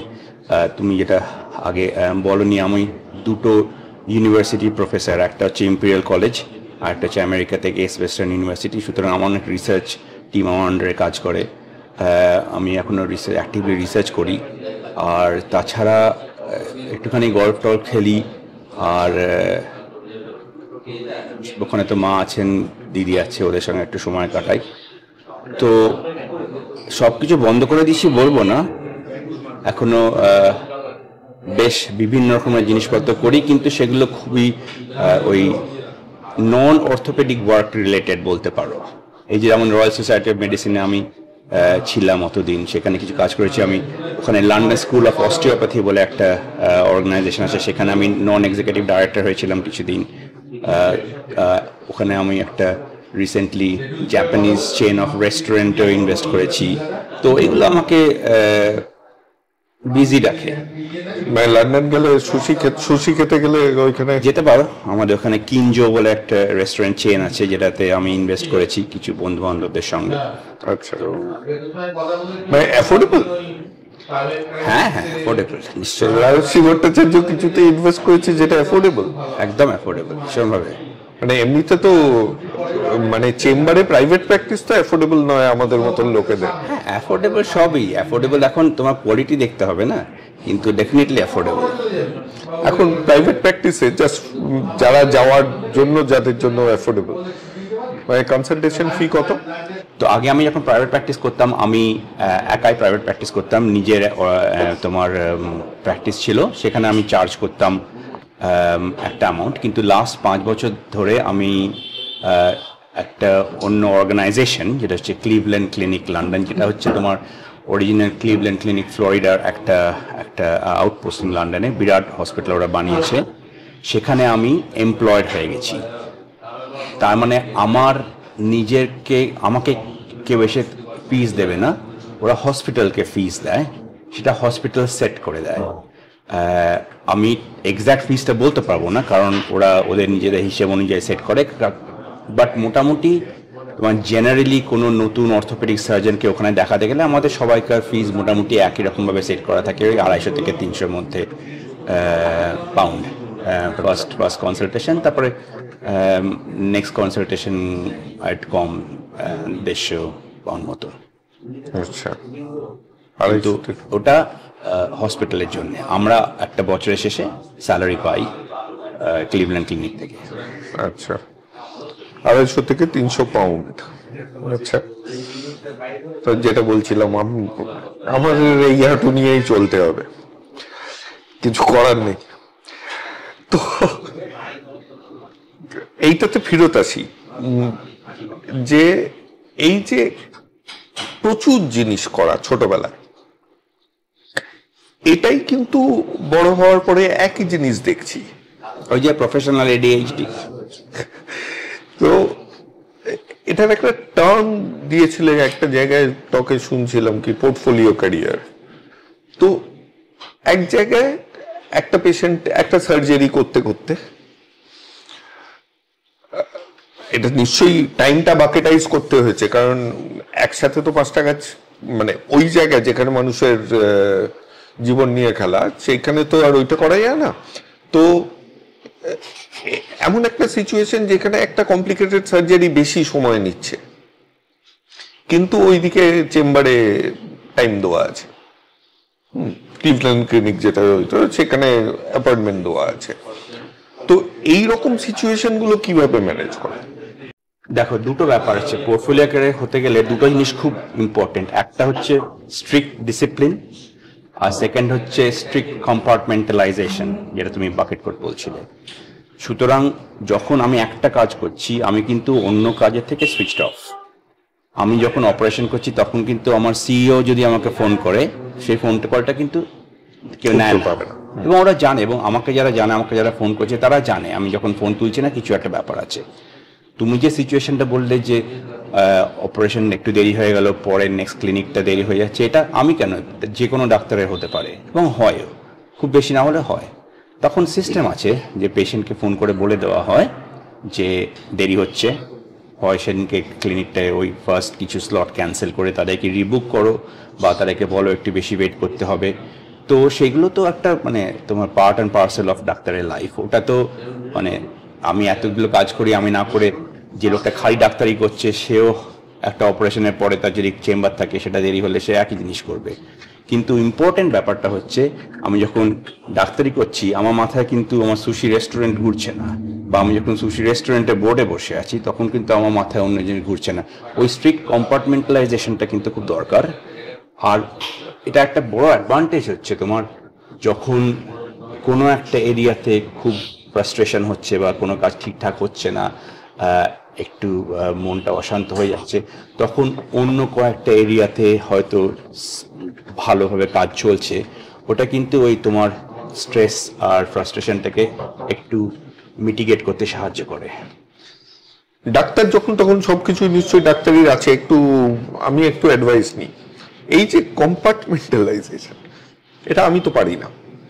মানে আমার টিমের যদি কেউ কোনো গাফিলতি করে, যেখানে আমি প্রচন্ড রেগে গেলাম, তারপরে আমি সে মেডিটেশন হোক কিংবা অন্য কাজে, কারণ আমি এই অত কিছু ভেরিড না হলেও আমার নিজের ব্যবসা আছে, তারপরে একটুরি বাংলায় তোমাদের মতন লোকেদের সাথে কথা বলার আছে, এত কিছু করার পরেও রাগটা কিন্তু মাথায় থাকে, সেটাকে সরিয়ে রাখতে পারি না। এবং সেটা যতক্ষণ না আমি বের করে দিচ্ছি, যেই লোকটা তার উপরে, আয়নার সামনে নয়, তার উপরে যতক্ষণ না বের করছি, আমি কিন্তু ভুলতে পারি না। এই যে লোকজন বলে মেডিটেট করো, যোগা করো, এইসব আমার যেরকম একটু ব্লাফ গোছের লাগে, কারণ ওইসবে আর যাই হোক রাগটা আমার কমে না। তো এই জায়গাটাতে যে কেউ কোনো জুনিয়র কেউ যেখানে সুপারভাইজ করছো, অ্যান্ড আই এম শিওর আমাদের নেক্সট জেনারেশন নিয়ে আমাদের বাবাদের যেমন আমাদের নিয়ে প্রবলেম ছিল, আমাদেরও নেক্সট জেনারেশন নিয়ে সেম প্রবলেম আছে। তো এবং এটা কনস্ট্যান্টলি লেস মেটিকুলাস, ধরে করছে না, এটা বাবারাও বলতো আমরাও বলি, একই কথা, একই ভার্সন চলছে। তো তার মানে রাগটা আসে, এবং যেহেতু তোমার নাম যাচ্ছে তার মানে রাগের সাথে একটা ভয়ও আসছে যে আমার নামটা একটা বাজে জায়গায় গিয়ে পড়ছে। এই সিচুয়েশনটা কিভাবে ম্যানেজ হয়? দেখো, এটা তো মানে বেসিক হিউম্যান নেচার, তুমি যা কথা বলছো। এবার সেখানে ডাক্তারি দিয়ে আমি এক্সাম্পল দেবো না, কিন্তু আমি বলবো এটা তো একটা তোমার ম্যাচুরিটির ব্যাপার। এবং রাগ যখন হয়, আমার কি রাগ হয় না? নিশ্চয়ই হয়। তবে একটা জিনিস আমি শিখেছি যত আমি সিনিয়র হয়েছি, যে আমি একটা যখন অর্গানাইজেশনের মধ্যে আছি, আমি রাগে মাথায় একটা হালকা ছোট করে কোনো কথা বলে দিলেও, যেহেতু আমি সিনিয়র পজিশনে আছি, তার কিন্তু এফেক্ট অনেক মানে বেশি হয়ে যায় যারা তোমার জুনিয়র তাদের কাছে। সুতরাং ওইগুলো বোঝার পরে তখন নিজেকে কন্ট্রোল করতে হয়, কারণ কন্ট্রোল না করলে তোমার যে তোমার কথার যে রিপারকাশন সেটা কিন্তু অনেক বেশি। আমার একজন প্যাথোলজি প্রফেসর ছিলেন, উনি সবসময় বলতেন শব্দ হচ্ছে টুথপেস্টের মতন, একবার বেরিয়ে গেলে আর ঢোকানো যাবে না। সুতরাং বেরোনোর আগে কিন্তু ভেবে দেখবে কীভাবে বেরোবে। তুমি যেটা বলছো সেটা হচ্ছে তোমার ওই একটা ইনস্ট্যান্ট রিফ্লেক্স, সেই রাগটাকে তো বয়সের সঙ্গে তো কন্ট্রোল করতে হবে। তুমি মেডিটেশন করে করো, কি তুমি সুশি খেয়ে করো, কি তুমি দৌড়ে এক্সারসাইজ করে করো, এটা তো ম্যাচুরিটি ব্যাপার, তোমাকে আনতেই হবে কোনো এক সময়। আর একটা ব্যাপারে যেটা আমি দেখেছি, এটা হয়তো একটুখানি কন্ট্রোভার্সিয়াল হবে, লোকে কিন্তু যখন রাগ দেখায়, যে বলে আমি আমার রাগ হলো বললাম, যাদের ওপর দেখায় ওরা কিন্তু জানে যে তাদের ওপর দেখালে কোনো খারাপ এফেক্ট আসবে না। যেখানে খারাপ এফেক্ট আসবে, বসের উপর কিন্তু কেউ কোনো রাগ দেখায় না, কারণ জানে যে ওখান থেকে এফেক্টটা খারাপ আসবে। সুতরাং ওই আমি কন্ট্রোল করতে পারছি না, এটা কিন্তু an excuse rather than a reality আমার কাছে। কখনো কখনো, সবসময় বলবো না, কিন্তু কখনো কখনো it's the bullying tendency in us, যেটাতে ফ্রাস্ট্রেশন হবেই, রাগও হবে, এটা আমি অ্যাকসেপ্ট করে নিচ্ছি। তার ম্যানিফেস্টেশনটা কিন্তু অনেক কন্ট্রোলড হওয়া সম্ভব যদি আমি জানি যে তার এফেক্টটা খারাপ হবে আমার উপরে। আচ্ছা, এমন সিচুয়েশন হয়েছে এইখানে, যেরকম আমি দেখি তো, যে পেশেন্ট এসছে সে তার সিমটম ডায়াগনোসিস, তার কি ট্রিটমেন্ট সব এসে তোমাকে একসাথে বলে দিচ্ছে, কারণ সে গুগল বলে একটা জিনিস থেকে পড়াশোনা করে এসছে। তো তখনও তো একটা রাগ আসে যে তাহলে আমার কাছে এলি কেন? তো এইরকম কোনো ঘটনা যেখানে আমি তোমাকে এখনই বলছি, আমার ওখানে একটি পেশেন্ট আছে যে তার ওই এখন একটা ইনজুরি হয়েছে, আমি তাকে বললাম এই অপশন আছে, কিন্তু আমরা এইটা করব, কারণ তোমার অন্যগুলো তোমার কাজ দেবে না। সে আমাকে একটা ইমেল পাঠিয়েছে যে আমি দেখেছি গুগল করে এবং লিটারেচার সার্চ করে, এই আর্টিকেলগুলো তুমি প্লিজ পড়ো, এতে বলছে আমার কাজ দেবে। এবার আমি তো রেগে যাব না, কারণ রেগে গিয়ে লাভ নেই। যেটা আমাকে করতে হবে হচ্ছে পেশেন্টটার প্রোফাইলটা বুঝতে হবে। তার মানে অবভিয়াসলি সে রিসার্চ করে এবং সে কতগুলো জিনিসকে স্পেসিফিক্যালি দেখেছে। তাকে আমি দুচ্ছাই করে হটিয়ে দিলে কিন্তু যদি অপারেশনে কোনো গোলমাল হয়, সে কিন্তু আমাকে দোষ দেবে। এবার সুতরাং আমাকে ওকে নিয়ে বসতে হবে এবং বোঝাতে হবে যে কেন ও যেগুলো বলেছে সেগুলো ঠিক নয়। আমি যদি বোঝাতে না পারি, তার মানে আমার মধ্যে গোলমাল। আর যদি বোঝানোর পরেও মনে হয় যে ও মানছে না, তখন তাকে আমি বলবো তুমি আরেকজনের ওপিনিয়ন নাও। এটা তো সবসময় করা সম্ভব, কিন্তু ওই যে তুমি এটা বললে সেটা হচ্ছে ইগো। আমার কাছে এসছো কেন যদি সবই জানো। কিছু লোক আছে যারা একটুখানি নিজেরা বেশি প্রোঅ্যাক্টিভ এবং নিজেরা চ্যালেঞ্জ করতে চায় ডাক্তারকে। এবার ওই যে তুমি বললে আমাকে ডাক্তারবাবু না বলেনি বলে রাগ হচ্ছে, এটা কিন্তু ওই একই জিনিস, আমাকে আমার ডিসিশনকে কোয়েশ্চেন করছে বলে রাগ হচ্ছে। এটা কিন্তু ম্যাচুরিটির লক্ষণ নয়। এমনিতে তুমি আধ্যাত্মিক? জানি না, আধ্যাত্মিকের ডেফিনিশন জানি না। ভগবানে বিশ্বাস করো? হ্যাঁ, ভগবানের থেকে বেশি ডেস্টিনিতে বিশ্বাস করি, কপালে, কিন্তু ভগবানে বিশ্বাস করি।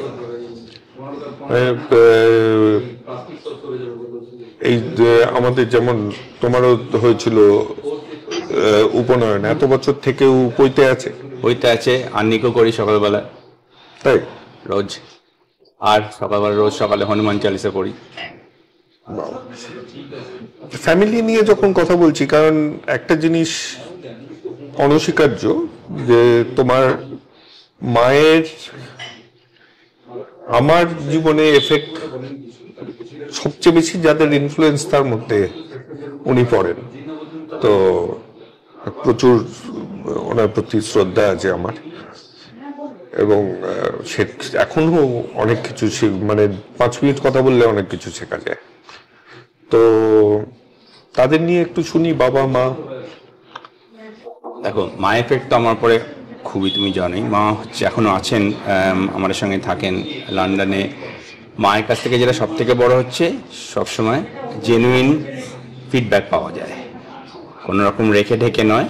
এবং মা যেটা সবসময় বলে যে আমি তোরে বকবো না তো কে বকবে, তাতে গ্রাউন্ডিংটা খুব ভালো থাকে। আর মা আমার খুব রিজনেবল নয়, এবং যেটা মায়ের আমি পরে বুঝেছি, যত বড় হয়েছি, প্রথম দিকে বুঝতাম না।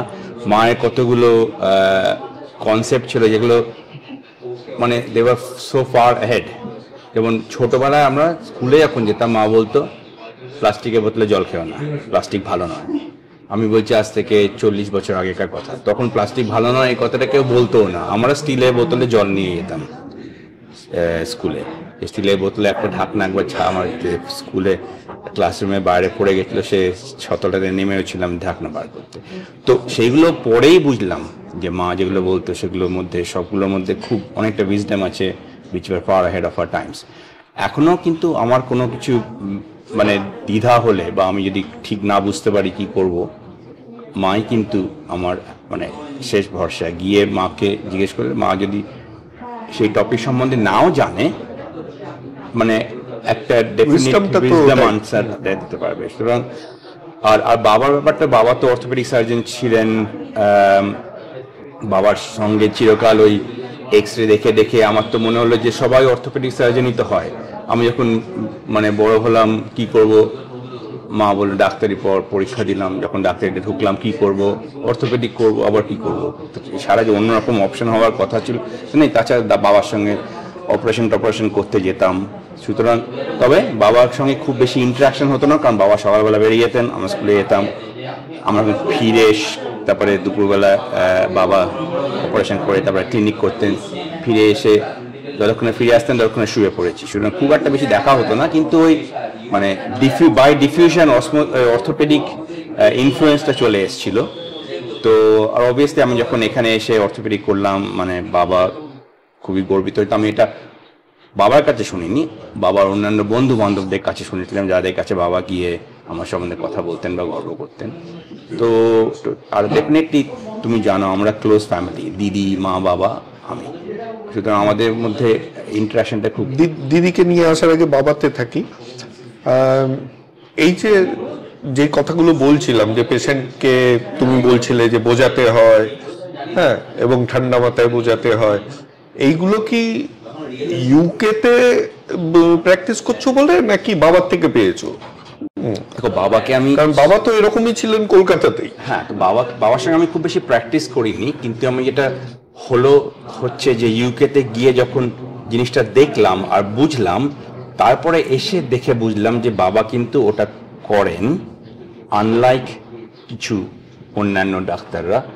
তো সেটা নিয়ে বাবার সঙ্গে ডিসকাসও করেছিলাম, এবং বাবা বলেওছিলেন যে হ্যাঁ, এটা একটা খুব ইম্পর্টেন্ট জিনিস, patient to take the patient with you on their journey.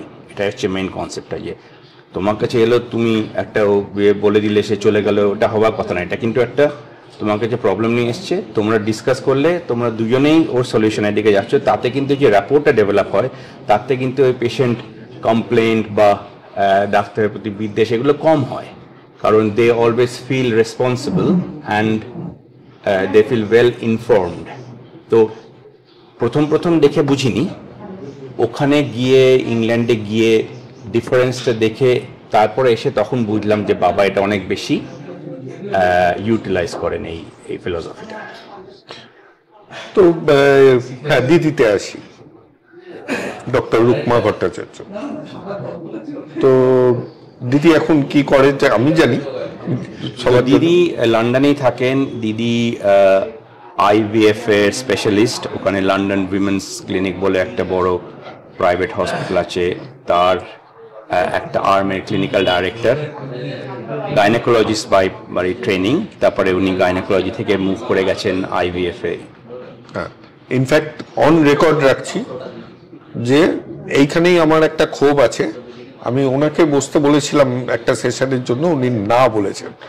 হ্যাঁ, এইটা বললে যদি পরের বার মেনে নেয়, আসল যখন আসে তাহলে খুব ভালো হয়। কারণ ইনফ্যাক্ট আইভিএফ হচ্ছে এই নিয়ের মতন আরেকটা জিনিস যেটা এইখানে লোকের অনেক প্রশ্ন আছে, অনেক কিছু ঠিক হচ্ছে এবং কিছু জিনিস ঠিক হচ্ছে না। তো সেইগুলো নিয়ে আমার মনে হয় আমাদের যারা দেখে তারা অনেক বেনিফিটেড হবে, কিন্তু কিছুতেই ক্যামেরার সামনে আসতে রাজি না। ইন্ডো চাইনিজের লোভ দেখিও দেখো যদি হয়তো আসতো।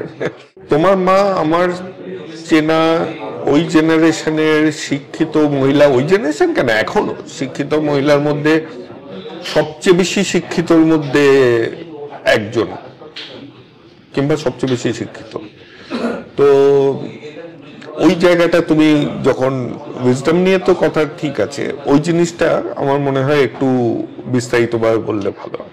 দেখো, মা তো পিএইচডি করেছেন এনশিয়েন্ট ইন্ডিয়ান ফোনেটিক্স নিয়ে বেনারস হিন্দু ইউনিভার্সিটি থেকে।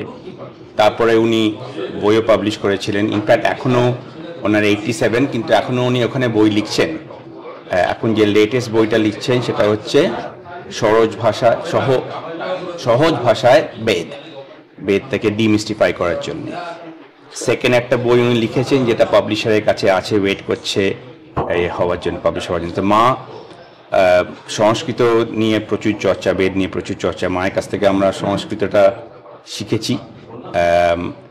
আনফর্চুনেটলি মা চেয়েছিলেন যে আমি সেটাকে ইউটিলাইজ করে আমাদের পুরনো সুশ্রুত ইত্যাদি বইগুলো ঘেঁটে চড়ে পড়ে তার থেকে কিছু যদি বার করতে পারি। আনফর্চুনেটলি আমার সেই সময়টা হয়নি, হয়তো ভবিষ্যতে কখনো করব। তবে মায়ের যে ফিল্ডটা সেটা খুবই কমপ্লিকেটেড, কিন্তু সেটাকে মা চিরকাল চেষ্টা করেছেন সিম্পলিফাই করে লোকজনকে বোঝাতে। আর তুমি তো জানো, এখনো মায়ের সঙ্গে কথা বললে মা প্রথমে বলে এই সংস্কৃত শেখাও আমার কাছে। কারণ মা দেখেছেন যে সংস্কৃতটা আমাদের দেশে অতটা ভ্যালুয়েবল বা অতটা বেশি ইউটিলাইজ না হলেও বিদেশে কিন্তু এর খুব ভ্যালু আছে। বিশেষ করে জার্মানিতে, যেখানে মা যাদের সঙ্গে মা অনেক কাজ করেছিলেন, ম্যাক্স মুলার ভবনের সঙ্গে। আর ইনফ্যাক্ট ইংল্যান্ডেও কয়েকটা জায়গায় সংস্কৃত কোর্স হয়, সেগুলো আসলে এত বেশি সাবস্ক্রাইবড যে সবসময় তাতে এন্ট্রি পাওয়া যায় না। কিন্তু আমাদের দেশে সামহাও ঠিক অতটা ক্রেজ নেই, সংস্কৃত নেই, যেটা মায়ের একটা বিরাট ক্ষোভের কারণ। না, আমাদের দেশে হয়তো বা সংস্কৃতটা রিলিজিয়নের সাথে এত বেশি আমরা গুলিয়ে ফেলি যে জায়গাটাতে এই প্রবলেমটা আমি দেখি। হতে পারে কিছু জায়গা আছে, স্পেশালি সাউথ ইন্ডিয়াতে। ইনফ্যাক্ট সাউথ ইন্ডিয়াতে একটা শহরও আছে, আমি নামটা ভুলে গেছি, যেখানে মেইন বেস ল্যাঙ্গুয়েজ সংস্কৃত, সবাই সংস্কৃততেই কথাবার্তা বলে। আচ্ছা, কিন্তু অতটা পপুলারাইজ করা হয়নি, যেটা আমাদের দেশে করলে ভালো হতো। আচ্ছা, এবার তো এটা তো হয়ে গেল ফ্যামিলি। এবার আমরা ইংল্যান্ড পৌঁছালে, ইংল্যান্ড না স্কটল্যান্ড পৌঁছালে প্রথম চাকরি আমি করেছিলাম স্কটল্যান্ডে। হ্যাঁ, স্কটল্যান্ডে। আমি 6 মাস থেকেছি জীবনে, তখনও কেউ প্রশ্নটা দিতে পারেনি আমাকে উত্তর। কিন্তু 25 বছর হয়ে গেল তো থাকা, তো জিজ্ঞাসা করি যে দেশের লোকেরা এত ব্ল্যান্ড নন স্পাইসি খাবার খায়, তারা আমাদের দেশে স্পাইসের জন্য কেন এসেছিল? এরা কি এই স্পাইস নিয়ে করতো কি? এটা হিস্ট্রিতে যেতে হবে। তবে মনে হয় আমরা স্পাইস ওরা নিজেদের খাওয়ানোর জন্য বোধহয় কেনেনি, ওরা বোধহয় স্পাইসটা তোমার বিজনেসের জন্য। পর্তুগিজরা এসেছিল বুঝি, কারণ ওদের একটু স্পাইসি খাবার খাওয়ার, কিন্তু সাহেবরা মনে হয় স্পাইসটা একটা এক্সকিউজ ছিল জেনারেলি। তবে আমাদের ধন দৌলতটা নেওয়ার বেশি হয়েছিল। আর আমার মনে হয় ওরা, কারণ ইংলিশদের একটা ব্যাপার হচ্ছে, ওরা কিন্তু সবসময় খুব অ্যাস্টিউট, যাকে বলে বিজনেস পিপল, ওরা কিন্তু ব্যবসাটা খুব ভালো বোঝে এবং করে। সুতরাং নিশ্চয়ই দেখেছিল যে ইন্ডিয়ান স্পাইসে কোথাও একটা বড় রকমের ব্যবসা স্কোপ আছে। তবে তারপরে যে কি হইল সে তো সবাই জানে, সে মধ্যে আমি আর আমার কি মত দেব। তো এই যে চামড়ার রং নিয়েই বলি, সাদা চামড়াদের ওইখানে কাজ করা, তো ওইখানে কিছু ফেস করতে হয়নি যেখানে ভারতীয় আমাকে কেন ছুটছে, ভারতীয়? হ্যাঁ, প্রচুর। প্রথম দিকে এটা খুব মজার ব্যাপার। প্রথম দিকে যখন গেছি, ধরো 26 বছর আগে, তখন কিন্তু অনেক ফেস করেছি, পার্টিকুলারলি স্কটল্যান্ডে। বাসে বসেছিলাম, সেখানে বললো আমাকে একজন যে go back to your country. তারপরে সেখানে আমাকে বলতে হলো যে, আমাদের বলছিল যে you come and taken our jobs. তো আমাকে বলতে হলো যে if you did your jobs well I would need to come. সেটা খুব ভালো করে মানে ওটা অ্যাকসেপ্ট করলো না। যাই হোক, তারপরে ডাক্তারি করতে নাইট শিফটে অ্যাক্সিডেন্ট এমার্জেন্সিতে আছি, সেখানে একজন পেটে ব্যথা নিয়ে এলো, এসে বললো I want to see a white doctor. তো সেখানে হোয়াইট ডক্টর নেই, তো বললাম থাকো বসে, পেট ব্যথা নিয়ে আমি আর কি করবো।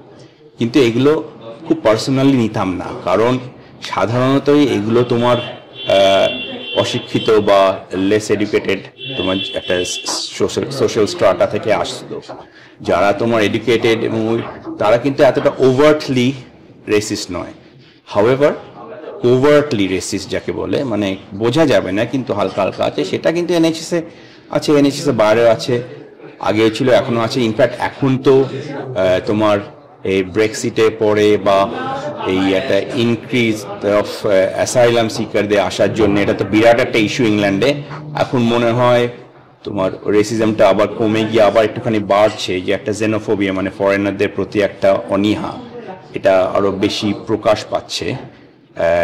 প্লাস এই সোশ্যাল মিডিয়া দৌলতে তোমার ছোটোখাটো ক্লিপস যেগুলো তখন তোমার ডিস্ট্রিবিউটেড হচ্ছে সবাইকে মাঝখানে, কিছু কিছু যাকে বলে ফেক নিউজ, কিছু কিছু যাকে বলে ডক্টর নিউজ, এইগুলো তো বিভিন্ন জায়গা বিভিন্ন লোকে নিজেদের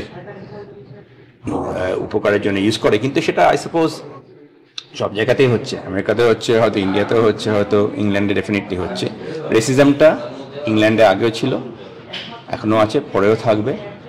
একটা লেভেলের পরে পার্টিকুলারলি এনএইচএসে তুমি দেখবে খুব কম নন হোয়াইট স্কিনের লোকজন সিইও লেভেলে বা এনএইচএস ইংল্যান্ডে হাইয়েস্ট লেভেলে আছে, কিছু খুব কম।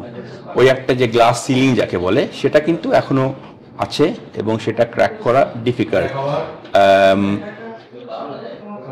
বড় বড় অর্গানাইজেশনে। এবং সেই জন্যে আমার ওখানে অনেকে আমার ভিডিও নেয়, আমার ইন্টারভিউ নেয়, so that I can become an example যে ওখানে সিনিয়র লেভেলে সাদা না হলেও যাওয়া যায়। মুশকিলটা হচ্ছে ওটা কিন্তু exception rather than the norm, এবং এখনো তাই। সাধারণত যখনই আমরা সোশ্যাল এই ইভিলস গুলোকে ভাঙি, তখন এক্সেপশনদেরকে খুব বড় করে দেখাই। নর্ম হলে তো তাহলে থাকতোই না জিনিসটা, এক্স্যাক্টলি, ওইটা ডিসকাশন পয়েন্টই হতো না। সেটাই হচ্ছে তো না, তো সেইখানে এবার এখন পিয়ানোটা তো শুনছি এখনো একটু আছে, কিন্তু বাকি আর কি হবে? বাকি হবির মধ্যে এখন ওই যে বললাম আমি তোমার একটু গলফ খেলি, কারণ শারীরিক এখানে ফিজিক্যাল অ্যাক্টিভিটির জন্যে। আর তোমার যদিও এটা কাজের আন্ডারেই পড়ে, কিন্তু আমি ওটাকে কাজের বাইরেই রাখতে চাই। ধরো রিসার্চ, যেটা আমার রিসার্চ জিনিসটা আমার অনেকদিন থেকে ছিল, এখনো আছে, ওটা নিয়ে কিছুটা আমি টাইম পাস করি। আর পিয়ানো গিটার বাজানো বা মিউজিক কম্পোজ করা, ওটা এখনো করি আমি যখন মাঝে মাঝে সময় পাই। সময়টাই কমে আসছে দিনকে দিন। হ্যাঁ, তো কিছু করলে তো সেটা হবে। তো কিন্তু একটা প্রশ্ন যে থেকেই যায়, যে স্টার্ট আপে ইনভেস্ট করছো, তাহলে ইন্ডিয়ান স্টার্ট আপসে নয় কেন? এটা সুযোগের ব্যাপার। আমি যখন এমবিএ করলাম, এমবিএতে ধরো এমবিএ করে তো আমি আজকে বা কালকে অ্যাকাউন্টেন্ট হয়ে যাব বা ইকোনমিক্স হয়ে যাব, সেটা তো প্ল্যান ছিল না। এমবিএ একটা মেজর তোমার অ্যাডভান্টেজ ছিল নেটওয়ার্কিং। এবার সেই নেটওয়ার্কিং আমি খুব সিনিয়র লেভেলে এমবিএ করেছি, সুতরাং খুব সিনিয়র লেভেলের লোকজনের সঙ্গে কাজ করেছি, এবং তারা যখন বিভিন্ন জিনিস করেছে আমাকে অ্যাপ্রোচ করেছে, যেখানে তোমার ওদের মনে হয়েছে যে আমি ভ্যালুয়েবল ইনপুট দিতে পারি। তো সেই হিসেবে যখন ডক্টরকে এনিওয়ে বলে যে কোম্পানিটা হয়েছিল, আমি সেখানে জয়েন করলাম বোর্ড মেম্বার হিসেবে। তারই সূত্র আয়ের জায়গায় ইনভেস্টমেন্টের অপরচুনিটি এলো, তার সূত্র আয়ের জায়গায় এলো। তো এগুলো কিন্তু সব নেটওয়ার্কের সূত্রে। ইন্ডিয়াতে আসেনি, ইন্ডিয়াতে এলে নিশ্চয়ই আমি দেখবো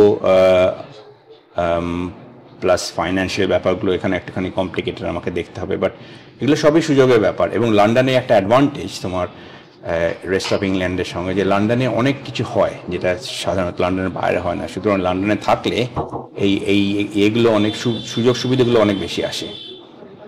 এমবিএটাতে এই রিসেন্টলি পড়ছিলাম হার্ভার্ডে এবার যারা বেরোচ্ছে তাদের more than 20% have not got jobs, কারণ MBA is losing its glory. কারণ বলছে এমবিএটা ভালো, তুমি যেরকম করেছো, মানে প্রাইমারি স্কিল একটা রেখে ম্যানেজমেন্টটা শেখা ভালো, পিওর ম্যানেজমেন্টটা আস্তে আস্তে চলে যাচ্ছে। তো এই অবস্থাতে যারা ডাক্তার হয়ে ম্যানেজমেন্টে যাবে কিংবা ম্যানেজমেন্ট পড়বে, আমি খুব একটা ডাক্তার জানি না যারা এমবিএ করে, কিন্তু তো তাদের কাছে কি অ্যাডভাইস থাকে? দেখো, আমার মনে হয় যে ম্যানেজমেন্টটা ইজ ভেরি ইম্পর্টেন্ট এনি স্ফিয়ারে, এবং আমি দেখেছি যে there is a definite lack, এদেশে হোক ওদেশে হোক, ডাক্তারদের মধ্যে ম্যানেজমেন্ট স্কিল আনার।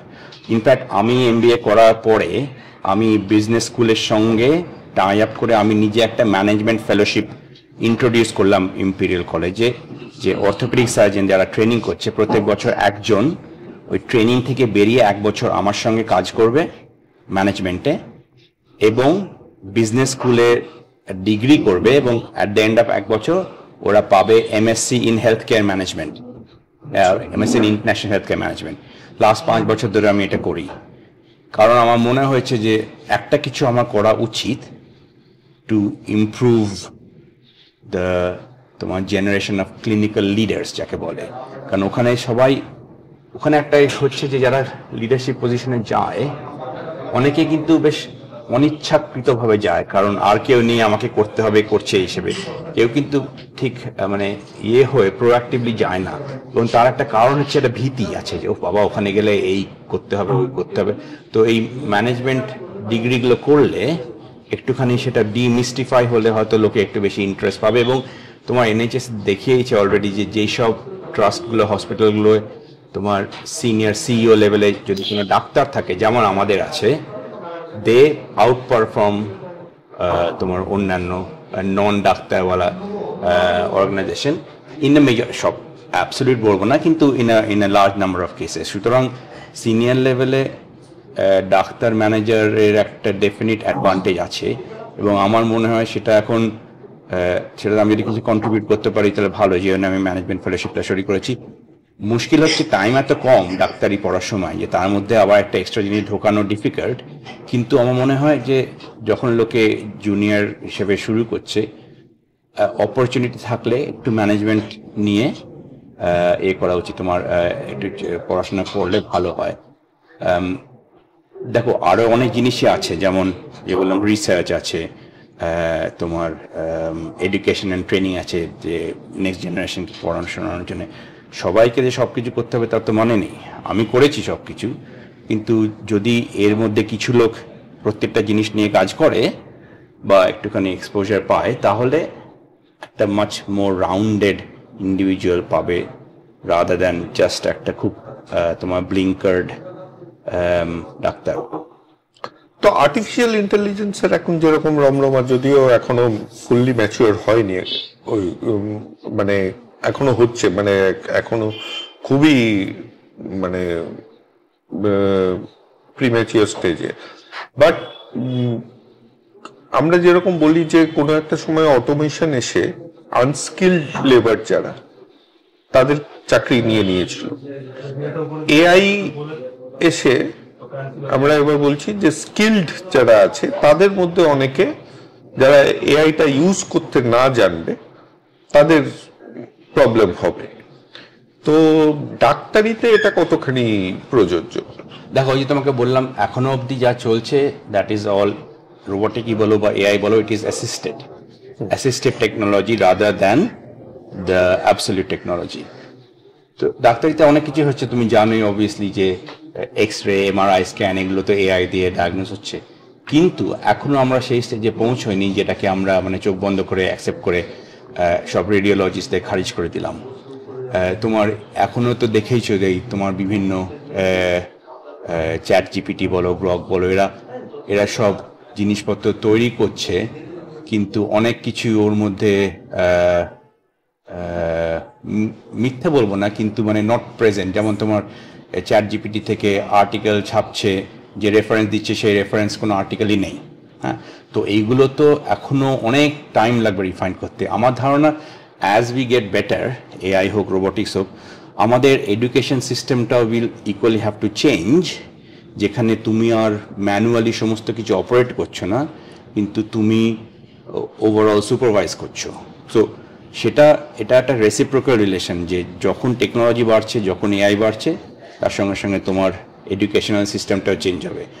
আমি যখন বড় হয়েছি আমাদের মোবাইল ফোনও ছিল না, ইন্টারনেটও ছিল না, কিন্তু মোবাইল ফোন ইন্টারনেট এখন তোমার পার্ট অফ এডুকেশন। তো সেই চেঞ্জটা সেটাও হবে। আমার মনে হয় না কোনো দিন এরকম হবে যে আমরা সবাই বাড়িতে বসে ভাত খাবো আর সমস্ত কম্পিউটার দিয়ে দেশ চলবে। ওটা এখনো আসেনি, আর আসার কোনো চান্স দেখছি না। হ্যাঁ, আমি একজন ডাক্তারের শুনছিলাম টক, সেখানে বলছিল যে যেদিন মানুষ প্লেনে বসবে এবং অ্যানাউন্স হবে যে আজকে পাইলট নেই, এআই চালাচ্ছে, এবং মানুষ কমফোর্টেবল হবে, তারপরে ডাক্তারদের নিয়ে কথা বলবো। মানে ওটা তো অনেক ইজিয়ার চালানো, তার চিকিৎসা করাটা তো পরে। তো একটা যেটা কামিং ব্যাক টু ডাক্তারি, একটা প্রশ্ন আবার শ্যামল কুমার দাসী, উনি দুটো প্রশ্ন পাঠিয়েছিলেন, তার মধ্যে একটা জিজ্ঞাসা করেছি, অন্যটা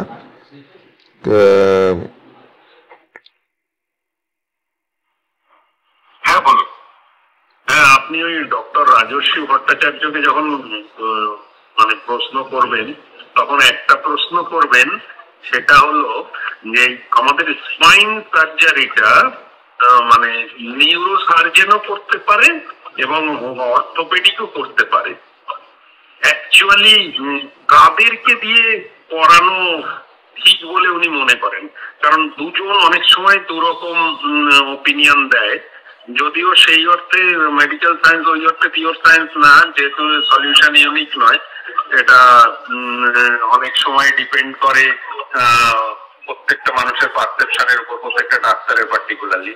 আমার প্রশ্ন হলো, স্পাইনে যে সমস্যাটা হয়, L3, L4, L5 বা সার্ভাইকাল যে স্পন্ডিলাইটিস থেকে যখন অপারেশন করতে হয়, তখন কাকে দিয়ে করানো ভালো? নিউরো সার্জনকে দিয়ে করানো ভালো, না অর্থোপেডিক থেকে কিছু লোক আছেন যারা স্পাইন সার্জারি করে, তাদেরকে দিয়ে করানো ভালো? এই ব্যাপারে যদি একটু আলোকপাত করেন। ঠিক আছে। আবারও একই উত্তর দেওয়া আগে যে দিচ্ছি, এর কোনো সঠিক বেঠিক উত্তর নেই। মেডিসিনে অনেক কিছুতেই ক্রস ওভার আছে। অর্থোপেডিক যারা করে তাদের পার্ট অফ ট্রেনিং এর মধ্যে স্পাইন পড়ে, কিন্তু খুব বেসিক স্পাইন পড়ে। তারপর তারা যে স্পাইন সার্জন হতে যায়, অ্যাটলিস্ট ওদের এখন নিয়ম আছে আরও 2 বছর গিয়ে স্পাইন নিয়ে ফেলোশিপ করতে হবে। যারা নিউরো সার্জন করে, নিউরো সার্জনের মধ্যে ব্রেন সার্জারিও আছে, স্পাইন সার্জারিও আছে। তারাও কিন্তু যে স্পাইন নিয়ে কাজ করতে চায়, তাদেরকে স্পেশালাইজ করে স্পাইন করতে হয়। সুতরাং অর্থোপেডিক আর নিউরো তোমার ক্রসওভারটা হয় যখন স্পেশালাইজেশনটা সিলেক্ট করে লোকে। দুটো মানে যারা করছে স্পাইন সার্জারি করছেন, তারা দুজন মানে দুটো স্পেশালিটিতেই ইকুয়ালি এক্সপিরিয়েন্স। সুতরাং একটা ভালো একটা খারাপ বলে এমন নয় যে এই ধরনের হলে অর্থ, এই ধরনের হলে নিউরো না। সাধারণত স্পাইন মানে স্পাইন, স্পাইনের মধ্যে হাড় আছে, স্পাইনের মধ্যে নার্ভ আছে, সেটা অর্থোপেডিকও ডিল করতে পারে, নিউরো সার্জারিও ডিল করতে পারে। কারণ তারা দুজনেই কিন্তু তোমার স্পাইন নিয়ে স্পেশালাইজ ট্রেনিং করেছেন। যেমন তোমাকে আমি আরেকটা এক্সাম্পল দিচ্ছি, হ্যান্ড সার্জারি। ওই দেশে অর্থোপেডিকরাও হ্যান্ড সার্জারি করে, অনেক প্লাস্টিক সার্জন আছে যারা হ্যান্ড সার্জারি করে, ওই তোমার টেন্ডন, নার্ভ, আর্টারি।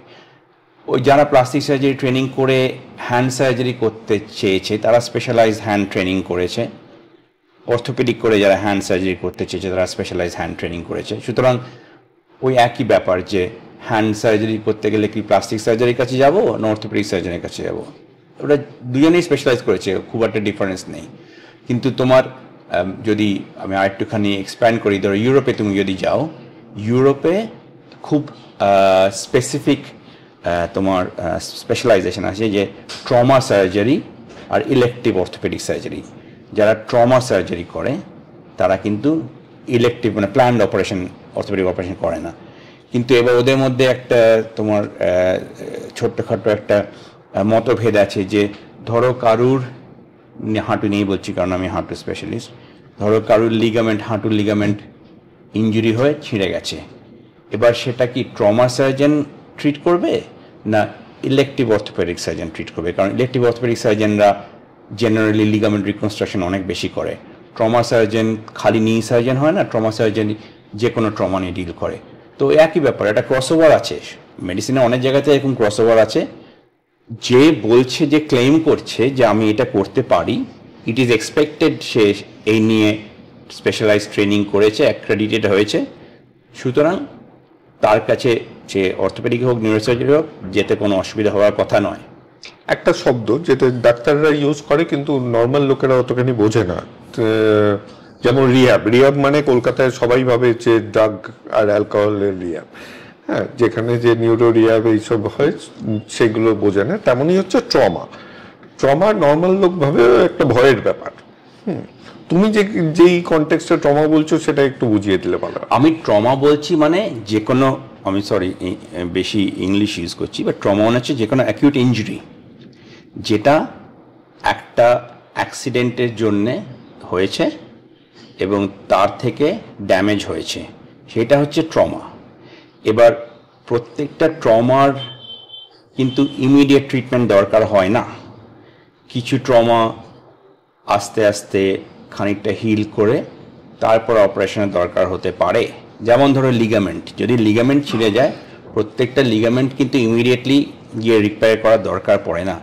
স্প্লিন্ট দিয়ে তোমার প্লাস্টার দিয়ে রেখে কিছুদিন এটাকে হিল করতে দিয়ে তারপরে ফাংশন দেখে তারপরে ডিসিশন নেওয়া হয় কি অপারেশন করতে হবে কিনা। কিন্তু কিছু আছে যেমন হাড় ভেঙে গেলে এটা কিন্তু টাইম ক্রিটিক্যাল, অপারেশনটা তাড়াতাড়ি করতে হবে, নাহলে হাড়টা বাজেভাবে সেট হবে। তো ট্রমা মানে হচ্ছে injury from an accident. Trauma surgery মানে হচ্ছে যেই সার্জারিটা তোমাকে একটা টাইম ক্রিটিক্যাল পিরিয়ডের মধ্যে করতে হচ্ছে। এবার সেটা যখন খারাপ হয়ে যায় বা ধরো ঠিকঠাক হলো না, তখন সেটাকে আবার চেঞ্জ করে রিকনস্ট্রাকটিভ সার্জারি বলে এটাকে, সেটা করতে হয়। সেখানেও ক্রসওভার আছে, কিছু ট্রমা সার্জন রিকনস্ট্রাকটিভ সার্জারি করে, কিছু ইলেকটিভ সার্জন রিকনস্ট্রাকটিভ সার্জারি করে। বাট ট্রমা বলতে আমরা বোঝা যাচ্ছে একটা ইনজুরি এবং তার অ্যাসোসিয়েটেড ড্যামেজ। ট্রমা সেন্টার তো লন্ডনে ইম্পেরিয়াল কলেজের হয়ে তুমি অনেকগুলো সেট আপ করেছো, কটা? না, ট্রমা সেন্টার তোমার ইংল্যান্ডে আছে 22টা, এবং আগে ছিল না, এই 2000 তোমার 9-10 থেকে শুরু হয়েছে। কারণ ওরা দেখিয়েছিল যে তোমার ট্রমা সেন্টারে একটা মেজর ট্রমা বলে একটা কনসেপ্ট আছে, সেটা আগে বোঝায়। মেজর ট্রমা হচ্ছে একটা, তুমি যখন ট্রমা হয় কারু স্কোরিং করা হয়, মেজর ট্রমা হচ্ছে একটা স্কোরিংয়ের অ্যাবাভ দ্যাট স্কোরিং, সেটা বলে মেজর ট্রমা। দেখানো হয়েছে অনেক স্টাডি করে যে মেজর ট্রমা হলে পেশেন্টকে ট্রমা সেন্টারে নিয়ে গেলে তাদের সার্ভাইভাল চান্স অনেক বেশি হয়। এটা মেইনলি আমেরিকাতে এই স্টাডিগুলো হয়েছিল, কারণ আমেরিকাতে অনেক মেজর গাড়ির অ্যাক্সিডেন্ট এইগুলো, হ্যাঁ, গাড়ি অ্যাক্সিডেন্ট, ওপর থেকে পড়ে যাওয়া ইত্যাদি, গুলি, ওইসব। তো তখন ইংল্যান্ডে এটা করলো হচ্ছে যে ওরা মেজর ট্রমা সেন্টার করলো 22টা। অনেক মানে এর জন্য প্রচুর ডিসকাশন হয়েছিল, আমি তার মধ্যে ইনভলভ ছিলাম অনেক। আর রিজিয়নাল ট্রমা কতগুলো ইউনিট হয়েছিল। লন্ডনে 4টে মেজর ট্রমা সেন্টার আছে, ইম্পিরিয়াল কলেজ হচ্ছে ওয়ান অফ দেম। লন্ডনটাকে ভাগ করা হয় 4টে ভাগে, north east, north west, south east, south west. আর north West London major trauma সেন্টারটা হচ্ছে ইম্পিরিয়াল কলেজে সেন্ট মেরিজ হসপিটালে, যার আমি ডিভিশনাল ডাইরেক্টর। কিন্তু আমি যখন ঢুকেছিলাম, আমি তখন ওই লন্ডনে, ইংল্যান্ডে অর্থোপেডিক ট্রমার খুব বেশি প্রচলন ছিল না as a specialism. I was one of the surgeons, তো আমাকে ওখানে জব দেওয়া হয়েছিল ওই মেজর ট্রমাটা সেট আপ করার জন্যে। এখন যেটা হয়েছে হচ্ছে তোমার ওগুলো এখন সেট আপ হয়ে গেছে, সুতরাং তুমি যদি লন্ডনে বাস অ্যাক্সিডেন্ট বা গাড়ি অ্যাক্সিডেন্টে শিকার হও, ওরা অ্যাম্বুলেন্সে তোমাকে ডিসাইড করবে এবং যদি দেখে যে একটা সার্টেন লেভেলের ওপর তোমাকে কিন্তু তোমার ক্লোজেস্ট হসপিটালটা নিয়ে যাবে না, তোমাকে ক্লোজেস্ট ট্রমা সেন্টারে নিয়ে যাবে। তো এবং সেটার জন্য অনেক অলরেডি ওরা স্টাডি করে দেখেছে যে প্রচুর লাইফ সেভড হচ্ছে। সেই সেভড লাইফগুলোকে এখন রিহ্যাবিলিটেট করা আরেকটা ব্যাপার, সেগুলোকে নিয়ে এখন অনেক চর্চা চলছে। কারণ লাইফ সেভ করে বাঁচিয়ে রাখলেই তো হলো না, তাকে ওদের মেন উদ্দেশ্য হচ্ছে তোমাকে ট্যাক্স পেইং স্ট্যাটাস হিসেবে নিয়ে ফেরত নিয়ে যাওয়া। সেটা একটা ডিফারেন্ট প্রসেস, সেটা এখন কাজ হচ্ছে সেটা নিয়ে। কিন্তু আমি কিছু লোকের সঙ্গে কথা বলেছিলাম ইন্ডিয়াতে মেজর ট্রমা সেন্টারের ব্যাপারে, আমি জানি কিছু কিছু জায়গায় কাজ হচ্ছে নিয়ে। কিন্তু এখন I think there is scope for a lot of work. যদিও উত্তরটা তুমি আগে দিয়ে দিয়েছো, কিন্তু তাও আমি মানে খুবই কৌতূহল হচ্ছে, মানে এত ট্রমা নিয়ে কাজ করে ইউকেতে, কারণ ইউকে সাধারণত মেডিকেলি আমরা ইউকের দিকে দেখি বেশি ইউএসএ থেকে। তো আমাদের পিজির পাশে একটা দেখেছি, একটা নীল রঙের বাড়ি আছে, ট্রমা সেন্টার লেখা আছে, আমি খুব একটা খোলা দেখিনি ওটাকে। ওটা যখন সেট আপ হচ্ছে তখনও কেউ মানে না, আমাকে কি কন্ট্যাক্ট করে নিয়ে মানে জানা মুশকিল, আমি ধরে নিচ্ছি যে আমি ওখানে আছি, অত দূরে আছি। লোকে ইম্পিরিয়াল কলেজ তো জানে, হ্যাঁ, ইম্পিরিয়াল কলেজ তো ছোট নাম নয় না। তো তার একটা বাঙালি কলকাতার বেস, সে ডিভিশনাল ডিরেক্টর আছে, এটা জানাটা তো অতখানি অসুবিধা নয়, যদিও তুমি সোশ্যাল মিডিয়া থেকে দূরে। আমার লিঙ্কডইনে একটা প্রোফাইল আছে, এছাড়া আমি নিজের পাবলিসিটিটা একটু করা উচিত। দেখো, মুশকিল হচ্ছে পাবলিসিটিটা করব কেন? আমি তো যথেষ্টই ব্যস্ত এবং আমি অলওয়েজ রেডি টু হেল্প আমাকে যে অ্যাপ্রোচ করবে।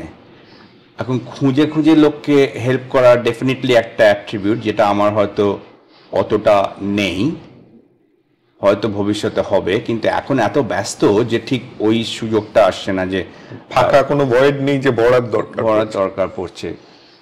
এবং আরেকটা ব্যাপার হচ্ছে, আমি নিজে গিয়ে লোকে খুঁজে খুঁজে দাদা আপনাকে এই হেল্পটা করব বললে সবসময় লোকে ভাববে নিশ্চয়ই কিছু মতলব আছে, তো সেই জিনিসটা আমি খুব একটা করি না।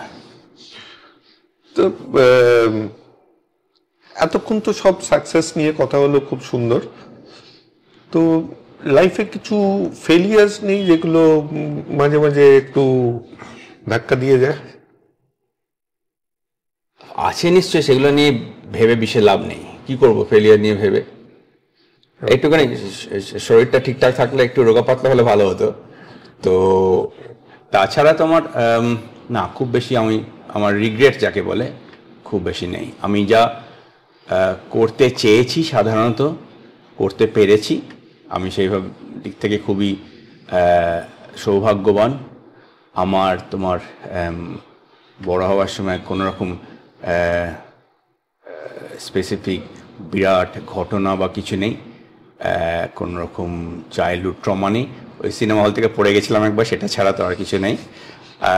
তো না, আমার সেরকম কোনো একটা রিগ্রেট কিছু নেই।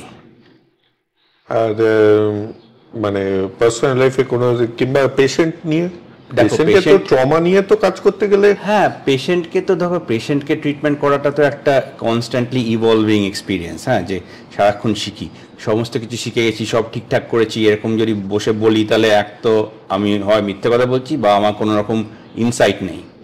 তো সেটা তো নয়, ডেফিনেটলি করে কখনো মনে হয় ওটা একটু এই করলে ভালো হতো বা ওটা একটু ওই করলে ভালো হতো, সেগুলো করি, ভাবি এবং সেগুলো থেকে শিখি। কিন্তু যেটা একটা আমার ডেফিনেটলি আছে, এবং ওখানে হয়তো এটা একটু করা সহজ বেশি, যে কোনো ভুল হলে সেটাকে নিয়ে ওন আপ করা, এটা কিন্তু ওখানে অনেক সহজভাবে করতে পারি।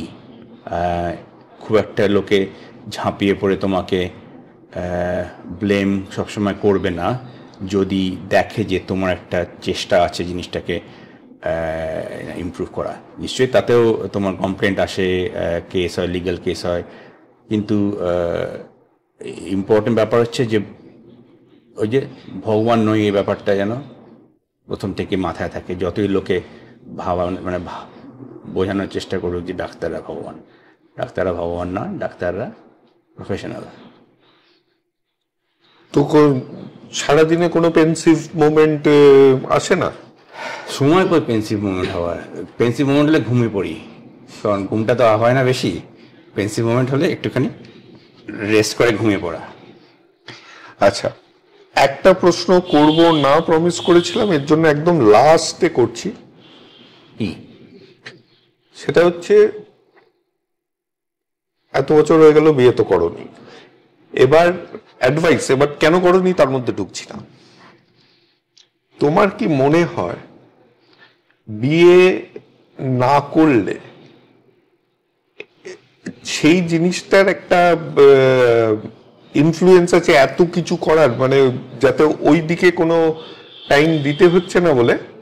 হ্যাঁ, নিশ্চয়ই আছে। এটা তো মানে ধরো, এটা আমি না বললেও তুমি বুঝতে পারবে, যেখানে স্ত্রী বাচ্চা কারুর কোনো রকম